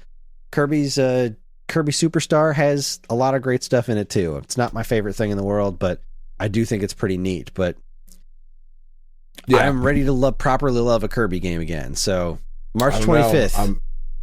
I'm interested. You had my attention. Turns into a fucking vending machine. Whatever the fuck the line is. I haven't seen that movie in a while. Yeah. I don't even know. Before you had my attention, but now you have my erection. Yes. Oh boy. All right, then. Speaking of erection. Then came, emphasis on rec, MLB 22. The MLB The Show 22. We got a new trailer for the Switch version. It looked like hot flaming garbage. Yeah, it did not look good. Did not look good. And like they rolled out Shohei, like they're pushing this. Yeah. You know, like and I'm sure Shohei doing the snap and everything. I have no doubt that it's gonna sell very well, but I think I put him in the Discord chat ages ago. Yeah. Sorry, we're recording on Tuesday night, and there was a massive conversation in the Discord earlier this evening. So I'm trying to scroll back to it, but I took a couple of screenshots from this trailer that were very concerning. And I'm not a graphics guy, but like, this did not look any better than a PlayStation 2 game. Which, and I will continue to say it, graphics are not the reason to play the show, even a little bit. However, definitely. However, it still has to look like a relatively modern game. Yeah, you got to do better than this. I have to imagine they will. Because all of the screenshots that they showed said gameplay footage not final. And it better be really not fucking final. I've never seen that before. Oh, I've really? seen I've seen that all the time. I've seen games subject to change. I've seen videos not captured in game or like captured in not in engine or whatever, but like specifically like it felt like they were pointing out like, yeah, this doesn't look great. Just fucking hold your dick. You'll be all right. Give it a sec. You know? I don't know, man. That's they used the game footage not final on the Mario Kart stuff we're going to talk about later too. I see that attached to trailers all the time. What concerned me most was like, here it is. I found the screenshot of the big billboard for the show in the background that looked like, I don't know, like a 1995 JPEG. Like, yeah, it was bad. It was bad. Really, really blurry. We were just looking, I forget if it was on the show or during the break, but I was trying to like compare the graphics of this game to the PlayStation 2 version of the show, and it was not looking favorable. Obviously, the PS2 one wasn't in HD, but like generally speaking, this didn't look great. The crowd was extremely jarring. A lot of the assets in the background are just frighteningly low resolution. I hope it gets cleaned up a bit, and I'm sure even if it doesn't get cleaned up too much before release, they'll patch it. Because I feel like this game is going to do pretty well for itself. And I really want it to continue to do well. I don't want it to fall into the friggin' FIFA trap that EA farts out on the Switch every year. It's like the absolute minimum effort. Here is a theoretical soccer game existing on the Switch, and it still sells like crazy because people want to play that on the Switch. But, man, have some fucking standards. Yeah, well, and it's already going to be somewhat of a downgraded version of the game. Of course. Because it's older hardware and whatever, or not even older hardware, it's just not as powerful hardware. Yeah. Which is fine, whatever. You can't, created stadiums, like all of that, but like all of the other features that should be in there should be great. But it's got to look better. Yeah. I really want this to do well. I want this to be better than what it currently is. So, that was a bit of a letdown there. I was let down by it. I was. Bummer. Yeah. Speaking of bummers, Square Enix has the fucking nerve. The fucking nerve. By the way, Kingdom Hearts looks pretty great in these trailers, huh? You can play the cloud version of this game for full price. Yeah. Fuck right off with that nonsense. I am fascinated by the existence of cloud games. I refuse to believe that they couldn't get Kingdom Hearts 1 and 2 up and running on the Switch natively. And I'm pretty sure Kingdom Hearts 3 could be ported. If MLB The Show is coming out looking like this, some standards. Come on now. Like, I don't know, man. This and they're selling. Apparently, they were like the number 2 game on the fucking eShop. Like, are you people that thirsty for Kingdom Hearts content on the Switch? Like, of course you can't even leave your fucking house with it. You can't play it portably, for fuck's sake. Like, but of course they are. Because those games are a match made in heaven for that platform. Yeah. Kingdom Hearts is like tailor-made for the Switch audience. And yet, here we are stuck with these cloud versions. And the message that Square's going to get from this is, well, this is good enough. Let's just... They clearly just want to go all subscription-based and stream all your content. You don't own shit. And I'm sad. I don't like it. Not that I was going to buy these Kingdom Hearts games anyway, because I am done with that series, but still, not cool with this. Yeah. I don't know. I don't know how I feel about it yet. I really don't. I haven't put too much thought into it. Yeah. I don't know. Meh. Let's move on. They're out now. They came out February 10th. Whatever. Next one, though. This is pretty neat, and upon further investigation, is even neater than I thought. Okay. Klonoa Fantasy Reverie series? Yeah. Okay.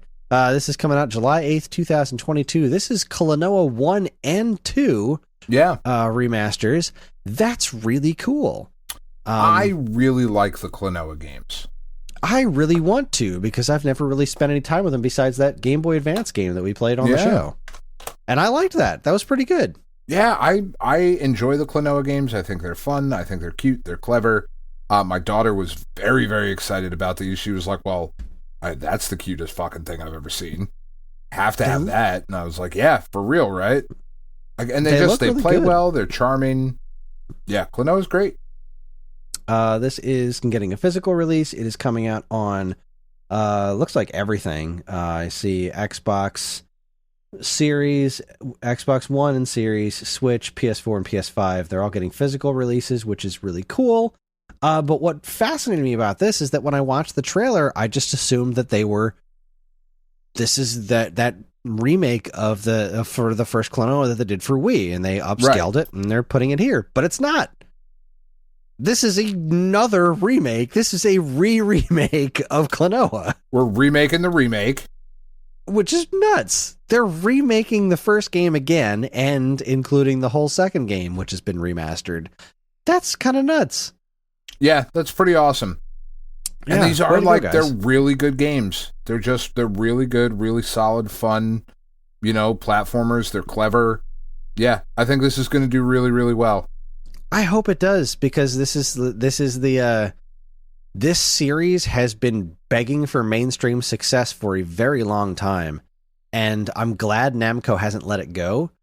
They just keep coming back to it. Like, we know we have something good here. We don't know why it's not catching on, and I'm really hoping that this is the time. I mean, it seems like the Switch audience is pretty well primed for it, plus it coming out on every other platform as well and looking as good as it does. It seems like the right time for Klonoa to finally get its due. I'm heavily considering picking up the physical version of this. This seems like the time for me to finally play through Klonoa. And it's July 8th. It's pretty... I don't know. This is a busy year, but we'll see. It is, but I feel like July is a good spot for this, too. Yeah, I agree. This is definitely a good spot for it. July also has another big game coming out that I'm interested in, but we'll talk about that in a minute. That's 2 games ahead. But yeah, I think it's the time for me to give this one a proper shot. It looks great. I liked that Game Boy Advance game, and yay! What a surprise! This is going to be good. Did not expect and out of nowhere. Out of nowhere. There was some sort of talk about a Klonoa collection showing up in some retailer online things, but I'd kind of slipped right past my memory, and even still, I didn't expect them to remake it again. Yeah, look at that Wii version and say, we did a really good job on this, but I think we can do better, and not just touch up that one, be like, no, start from scratch. Here's the original game. Let's remake this, but do it again. But better. Completely fucking nuts. I love it. 20% cooler. Totally into it. Meanwhile, this next one might actually be the highlight of the entire Direct for me. The fucking Portal Companion Collection is coming to Switch. So crazy. I'm so happy. I've been begging for Portal to come to Switch. And when they said it was Portal 1 and 2, lost my fucking mind. Portal. It's been too long. It's been... I can't believe it took them this long. I'm so glad it's happening. My Switch will be home to Portal, Portal 2, and Bridge Constructor Portal. I was just talking to John earlier this year that after Wind Waker, we're probably going to move on to Portal. That was going to be the next thing that I wanted to play through again with him, because I think he's finally old enough to not be freaked out by Portal 2. And it's been a long time since Portal 1. He doesn't even really remember it. So, I am so into this. So now we don't have to, play the old Xbox 360 versions. We don't know when this is coming out. It's TBA 2022. Right. But whenever this does come out, that's going to take some precedence for me. I'm so excited about this. And that's coming to everything, right? Probably. I actually haven't seen this. Let me see what I can find. I haven't seen it listed for anything else yet, but I haven't really been looking. I feel like that's another one that would be really weird if it didn't come to everything. I mean, aren't these already kind of available on the other platforms, though? No. They've only ever been available in the orange box, and unless you have that disc... no, there was a PS3 digital that you could buy, but they're not PS4 and not PS5. I mean, Portal 2 is still available on the Xbox Marketplace as a 360 game, so you can get that on Xbox One. Yeah. And I assume the Series X as well. So yeah, Portal's still readily available on Xbox platforms. Yeah, not on Sony. Still available on Steam. Well, that's a shame. Yeah. I'm not seeing it. I don't know, maybe not.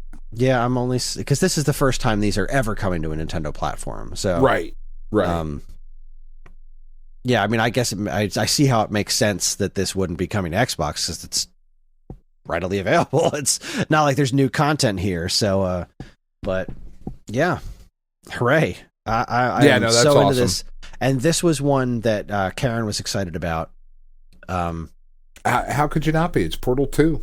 Exactly. And what else is cool? I never played the co-op mode. Oh, it's so good. I know it's so good. It's so good.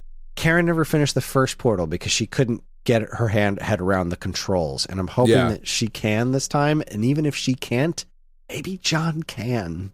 He definitely can. I hope so. He's not great at some stuff. He's never really played a proper first-person game with dual analogs, but I'm hoping that he can wrap his head around it, and I can play through this game with him. I just want to play through it with somebody. I'm so excited. I love it'd be very Portal. Cool. I can't believe it's real. It looks great, too. It does look great. Great. It looks so much better than MLB The Show. It really does.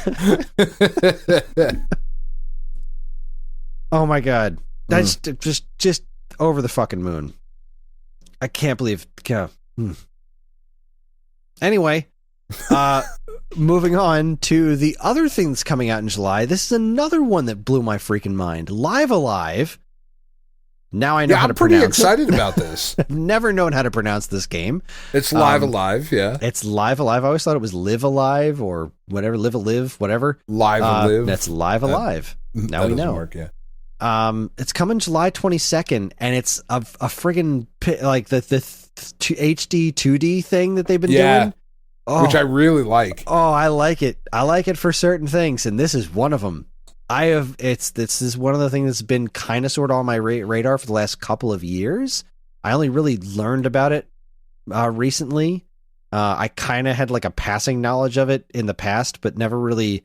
it was one of those things Live Alive, that's a thing. I know this. I know that I don't name. know why. I know that name, and I don't know why. But only in the last couple of years, or last year or two, I've been more aware of its existence as a thing.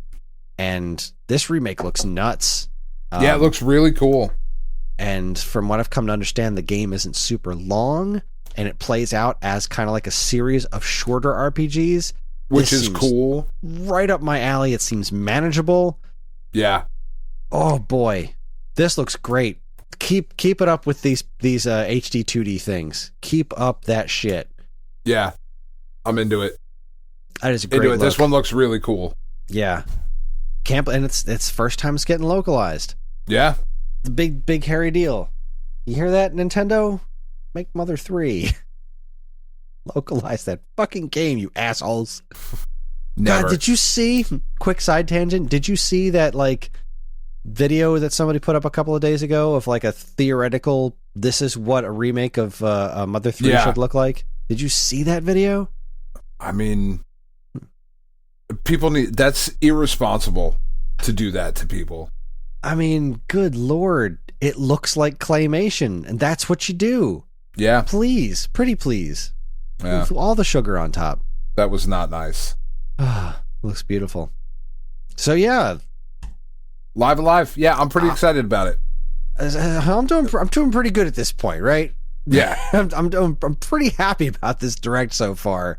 With a couple of little, trips there with Kingdom Hearts and MLB not looking all that good, but then Klonoa Collection, Portal Collection, Live Alive getting remade just looks wonderful. And then this next one, shit, Nintendo Switch Sports. How long have we been talking about this? Oh, I know. How has this not been a thing up until now? Yeah, this but is. But at the same time, I do think this is the proper timing, because now we've waited long enough that. And in light of this, just hit me right now. In light of tonight's news that they're closing down the damn eShop, this makes even more sense. Yeah. Yep. Nintendo this is where Switch you got to come to get it. Get your sports fix. This is gonna be huge.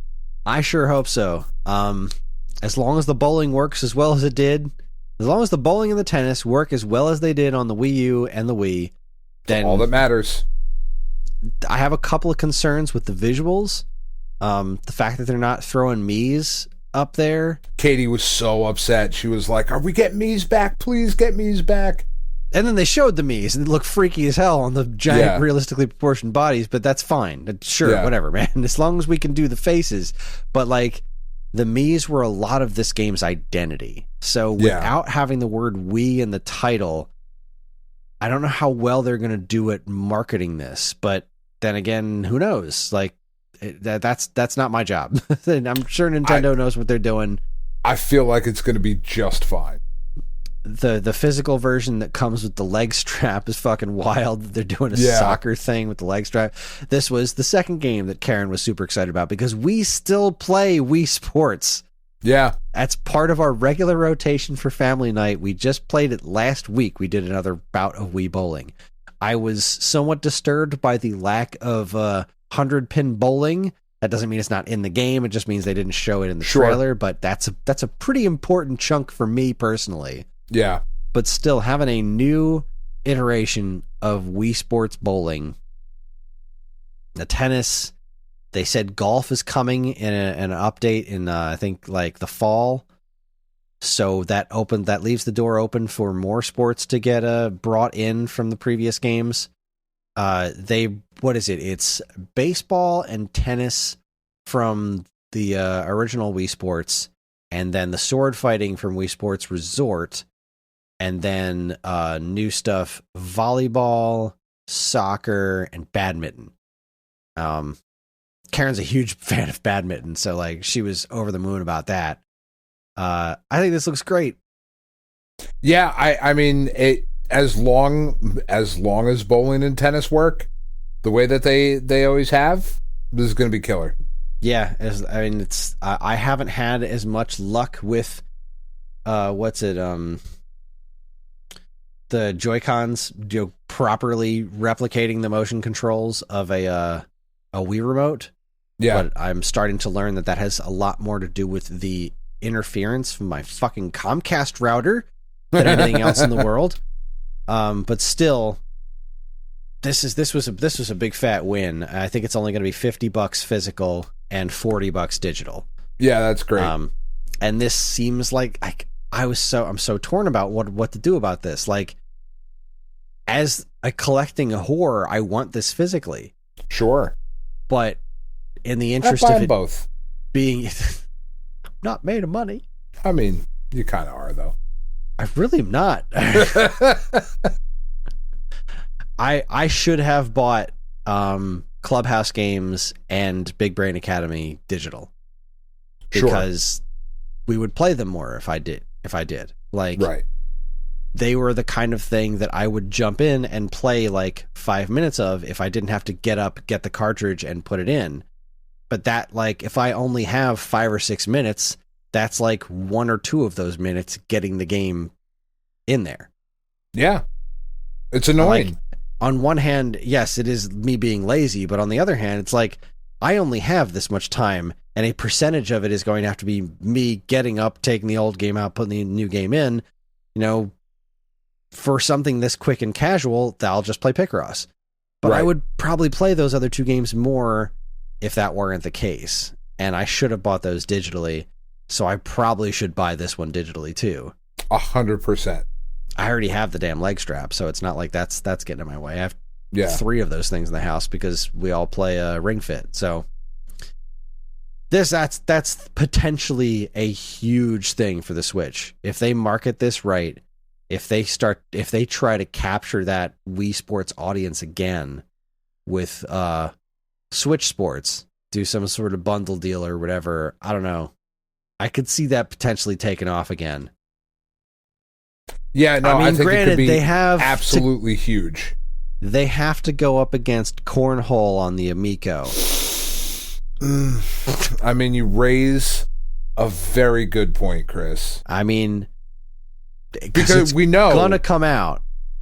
and we know that somehow Wii Sport or Switch Sports is going to be violent. Right? There's sword fighting in it. It's going to be violent. Yeah. It's on the same platform as Grand Theft Auto. Yeah, It's theoretically. very complicated, too. So complicated. I mean, You got to not strap shit to your leg, Chris? That's Come on now. insane. No, What are we doing? No, thank you. Fucking rocket surgery? Come on. It's crazy. I'm not going to talk about it, but if you haven't heard all the news that came out after we talked about Amico last week, like all the actual details of their financial ruin, as it were. Yeah. Read the that's something. SEC filing. It's fascinating. Yeah, there's some shit in there. Anyways, then after, so Switch Sports, that was like, That's huge. I'm getting Portal and I'm getting a new Wii Sports game. I'm like over the goddamn mood. So thankfully they calmed things down for me a little bit. Not that these are bad things, just like they calmed me down. Yeah. Taiko no Tatsujin, or Taiko Drum Master or whatever. Rhythm Festival. There's a new one coming out on the Switch sometime in 2022. Yeah, super fun. Yeah, that's pretty neat. It's I like it. This one's like, yeah, so we've got some Zelda music in there. It's like this cool new Switch version. It's got like 40 some odd songs. But if you want, there's a subscription service with like 850,000 songs. When they announced I don't remember what the number is, but it was huge. It's a big number. It is. Yeah. It was like, you can sign up for this service, get another 500 songs. Like, excuse me, did you say 500? Yeah, it's a There's big like number. 20 some odd songs in the game. What the hell? So that was weird, but all right. It's good for you. I showed off Triangle Strategy again. It looks neat. I couldn't care less, but it is another strategy game. Oh my god, Yeah. where's Advance Wars? I missed that. You did miss it. I was wondering. I got this off of a different site that just listed quote unquote everything that was announced in order, and I was looking at it like, yeah, this all seems about right. Oh, shit. Advance Wars has voice acting coming to it, which is pretty cool. That's fucking great. I'm so stoked for it. And they nailed down the release date for it. Where the hell was that? Yeah. Now I'm wondering what else I'm missing. I think that's the only one.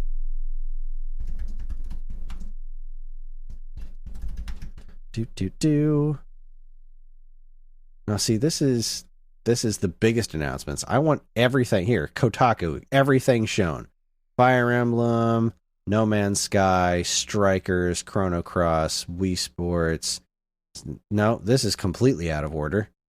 So that doesn't do anything for me. This isn't everything shown. How fucking dare you? Front Mission first, Salmon Run. Okay, I think it was after Salmon Run. But yeah, Advance Wars 1 and 2 coming out April 8th. Yeah.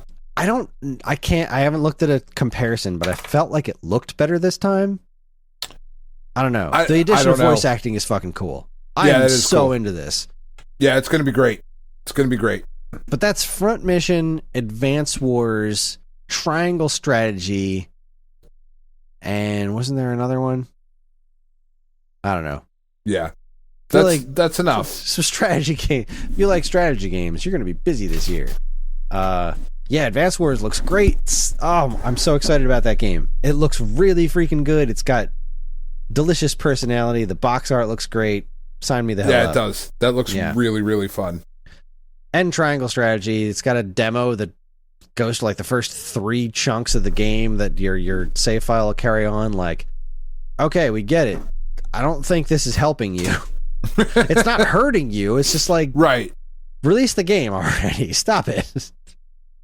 Stop it with this giant fucking demo. But whatever. Triangle strategy looks great. Not for me, but good. I'm gonna try and like I'm gonna try and get to that demo at some point this week. I would love to hear your impressions. Week. Yeah. We got some talk of Cuphead, the Delicious Last Course DLC, coming June 30th coming to Switch alongside other platforms on June 30th. Yeah, so that's hitting everybody. Yeah, sweet. And that's going to be awesome. I mean, more Cuphead. Yeah, it's a good thing. Yeah. She comes in June. Hooray. This was a fun announcement. Metroid Dread's getting some DLC. I was like, oh, we're doing DLC for Metroid Dread. That's great. And it's not like anything substantial. No. They showed off Dread mode, and I was like, fuck you. This is one neat. hit. Fuck you. This is neat. I am not touching this mode. I will not sniff this mode. How fucking dare you? Yeah. No. But then they announced Rookie mode alongside that, and I thought that is a really good idea. I get the Dread mode is for the lunatics that have been speedrunning this game. There's already people blowing through it on Dread mode, and good for them. But the Rookie mode thing, I like that a lot. Yeah, no, that's very cool. Making this more accessible. And what else was neat that wasn't in the Nintendo Direct, they also just put on the next day an update on the Super Nintendo Online. There's a special version of Super Metroid where you start with all the items and stuff. Oh, cool. So that's really cool. So they're really doing their best to try to like, okay, let's see if we can continue to make Metroid more accessible. That's very, very cool. Yeah, that's smart. The coolest thing to me, though, besides the Rookie mode, was that in April, we're going to get a boss rush mode. And that sounds like legit fun to me because I fucking loved the bosses in this game. And like they were the hardest part. But if I can just go in there and fight nothing but the bosses, that sounds like a hoot to me. I'm totally it sounds super fun. I love a good boss rush mode. In a game where I really like the mechanics, the boss rush mode is really fun.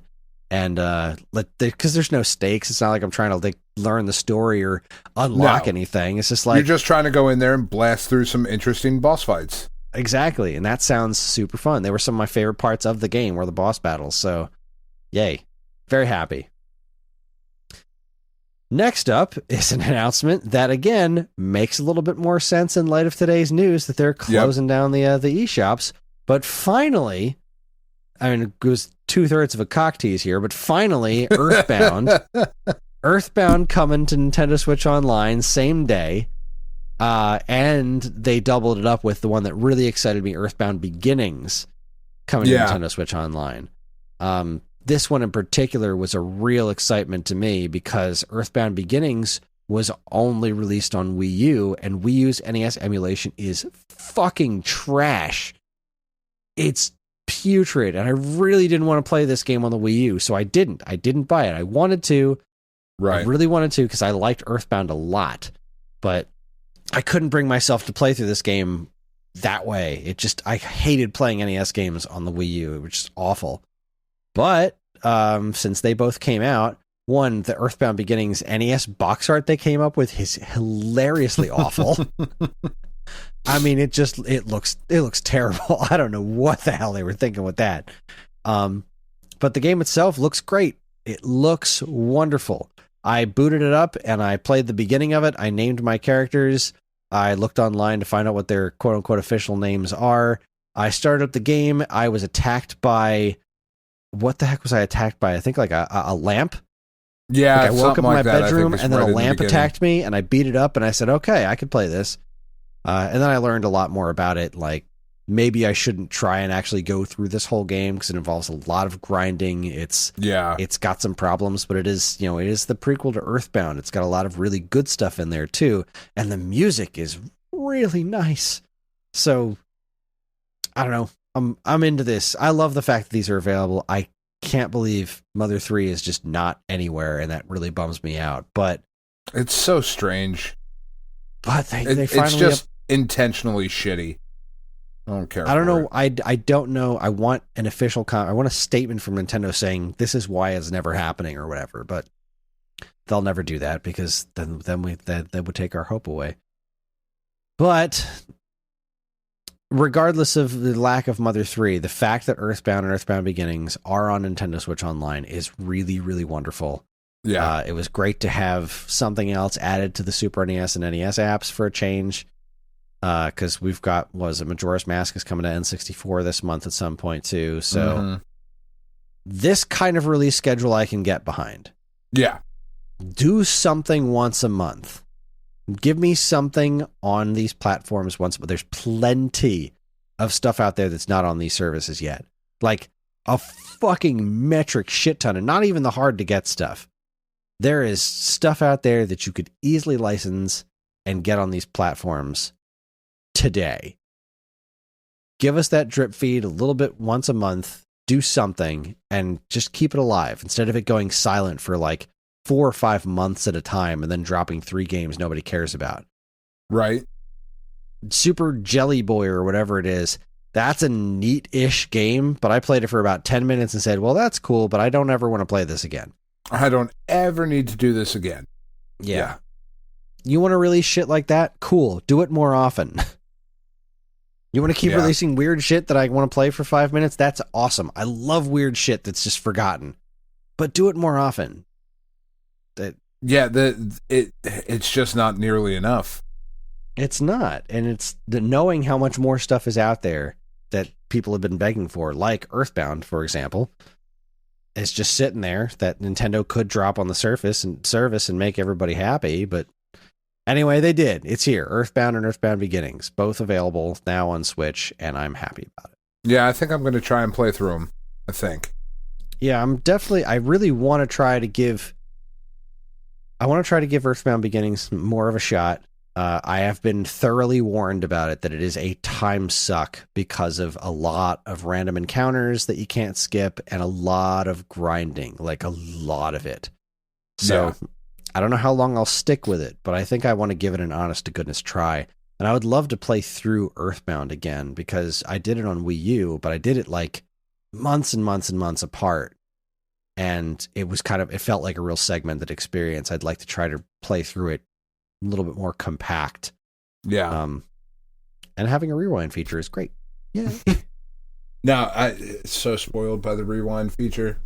Spoiled. It's so nice. It is. Because I don't have time for that shit. No. All right, we got 2 left. All right. And I think we should do them out of order because I think the penultimate one is more interesting to talk about. I don't think either of us have much to say about their big finale. I don't.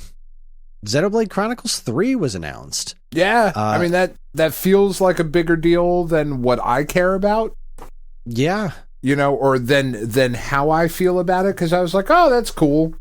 Xenoblade Chronicles 2 apparently sold very, very well. Yeah. Which makes me very happy. That was a game that was fucking Project Rainfall on the Wii. We had to beg Nintendo to bring over the original Xenoblade Chronicles to Wii. Yeah. And now it's like a fucking franchise for them. Yeah. That it is a really big deal, and that's awesome that this game series has taken off as much as it has. But also, this game's coming out in September. Yeah. Of this year. Oh, that's wild. On top of everything else that's coming out this year. It's pretty wild. The release schedule is insane for this year. Yeah. If you're a Nintendo guy, this is a good year. Yeah, this is a really nuts year for Switch releases. And I kind of feel like other releases too. Like our preview show was pretty stacked, and that was just shit we knew about. Yeah. Which was none of this. E3 hasn't even happened yet. Who even knows if it's going to happen, but like this was the fucking February Direct. What else don't we know about that they're going to release this year? I really hope Metroid Prime 4 doesn't come out this year. Oh my god. No, I feel like at this point, it's less likely. Mm-hmm. Just because there's so much other stuff. I mean, you'd have to put it in like December. And I don't even imagine you'd want to, because There's every chance that Breath of the Wild 2 is going to be their big holiday title this year. Oh, man. Yeah. They should put hell, them both man. out on the same day. They should put out Metroid Prime 4 and Breath of the Wild 2 on the same day. Have fun. See which one people really like more. It'll be Zelda. No question. Yeah, I know. Metroid It's will be 100%. dead. 100%. So Against a new was, Pokemon game as well. That's true. So, That'll also be happening later this year, as it always does. But Yeah. that was a pretty cool show ender. You know, not really big deal for me, but it looks very nice. I like that it's it looks fine. I like that it's tying together the worlds of Xenoblade Chronicles 1 and 2. I know enough about Xenoblade Chronicles to have pieced that together. So I did not. Yeah, it's like a kind of making that shit work. I like that. That's cool. Neat. But the thing that really blew my mind, and this was the third thing that made Karen extraordinarily happy, is that they're doing Mario Kart 8 Deluxe DLC. 48 tracks? 48 new tracks. Yeah. Well, remastered tracks, not new tracks, but old favorites. Old favorites, mostly old favorites. Yeah. So this is what's really wild about this. I just wrote about this. I got a blog post coming up about this tomorrow. I went through and did the math on what tracks are available, what hasn't been covered. So like this is going to be coming out in kind of a drip feed, right? They're going to do 4 tracks at a time, I think, over the next 2 years. Something like that, yeah. Which is awesome. I'm totally into that. Keep me coming back like periodically for the next couple of years and doing a little bit more. Let's get Mario Kart back in my nightly rotation of games to play with the family. I'm very much into that. This has gotten a lot of flack for the way it looks. Right. Which, is not entirely undeserved, but it's been taken that there's this really, really disgusting mindset out there that a game's worth should be based entirely on how much effort it took to do. Right.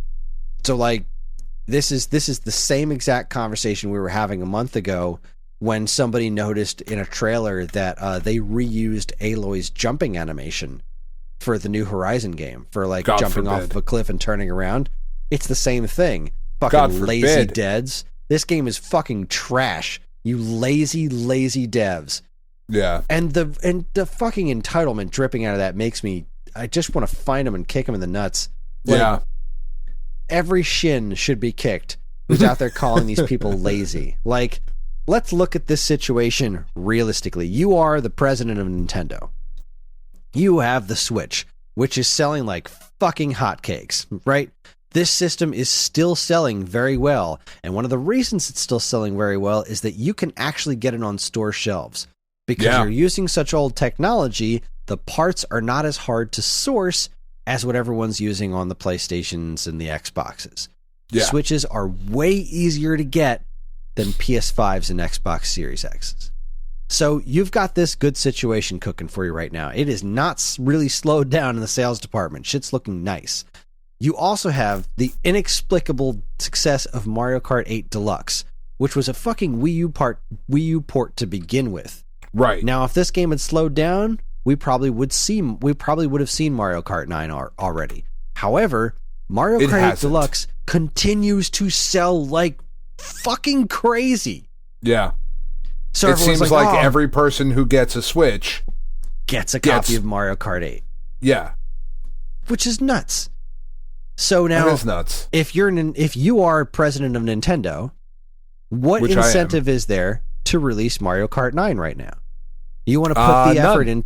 There's none. Why would you release Mario Kart 9 if Mario Kart 8 Deluxe is still selling better than half the other shit on your platform? Half the other shit on every other platform. This game that you don't have to do anything to is still moving units like crazy. If you release Mario Kart 9, you are going to be taking away the money that you would be making off of those copies of Mario Kart 8. There's no real incentive besides I want it to make a Mario Kart 9 right now. Which isn't a good reason to do anything. It's not. Now, eventually, new hardware is going to happen because people want a new Switch. But that's also not going to happen because the Switch is selling fine, and releasing a new system now would be insane because you wouldn't be able to keep it on store shelves because you can't source the fucking parts. Right. But that problem's not going to last forever. So eventually, you're going to have to release new hardware, and when you do, you're going to want a new Mario Kart game to sell alongside it. You put Mario Kart 9 on Switch, you're either going to upport that to whatever the Switch's successor is, which is not going to go as well for you as the Mario Kart 8 Deluxe did, because nobody played Mario Kart 8, relatively speaking. It was a massive success by Wii U standards, but not anywhere near what it's doing on the Switch, right? But with Mario Kart 8 Deluxe being already so big, you want to throw 9 on your new platform. You want to play the new Mario Kart, you get the new platform. That makes sense. It does. From a business standpoint. Now, on the other hand, you've got Mario Kart Tour. This is your mobile game. It's doing all right. It's not setting the world on fire, but you've made a whole bunch of content for it. And somebody comes up to you and says, you know what we could do? I bet we could get these tracks running with the Mario Kart 8 engine. And look at that. They do. And indeed, we have. So, huzzah. You do a little bit of upscaling to them that make them function within the confines of that game. And there you go. Now you have new content for Mario Kart 8 that you can keep coming for 2 fucking years. Yeah. I know it's almost like we decided to do this. It's ridiculous. Now, I know it's not built from the ground up. It doesn't match the art style exactly from a Mario Kart 8 because it wasn't completely designed with that level of detail in mind. Would it be better if that was the case? Absolutely. But that would take a lot more developers that could be using their time better to do other things than make your Mario Kart game look pretty, because chances are you're not looking at the backgrounds while you're racing. Yes, it's wonderful that Mario Kart 8 looks as great as it does. Lose. It's because I'm always taking in the scenery. Yeah. I love watching other people play Mario Kart because then I can look at the scenery, which is insanely detailed in Mario Kart 8. But this shit doesn't look bad. It is noticeably improved over the actual mobile game itself. Plus, I can fucking play it because I did not like Mario Kart Tour at all. I played it for like a week and decided I wanted no part of it because it's just a microtransaction-laden mess. But even if you take away all the predatory stuff, the game itself didn't really work for me. I didn't like playing it vertical orientation. I didn't like the touch controls. It was fine. It was functional, but it's not what I want in a Mario Kart. It didn't feel like Mario Kart for me. But there was new tracks in there. Now we're going to get those new tracks that were created for Mario Kart Tour on the Switch game. And we're going to get all of the classic tracks that they did for Mario Kart Tour on the Switch game.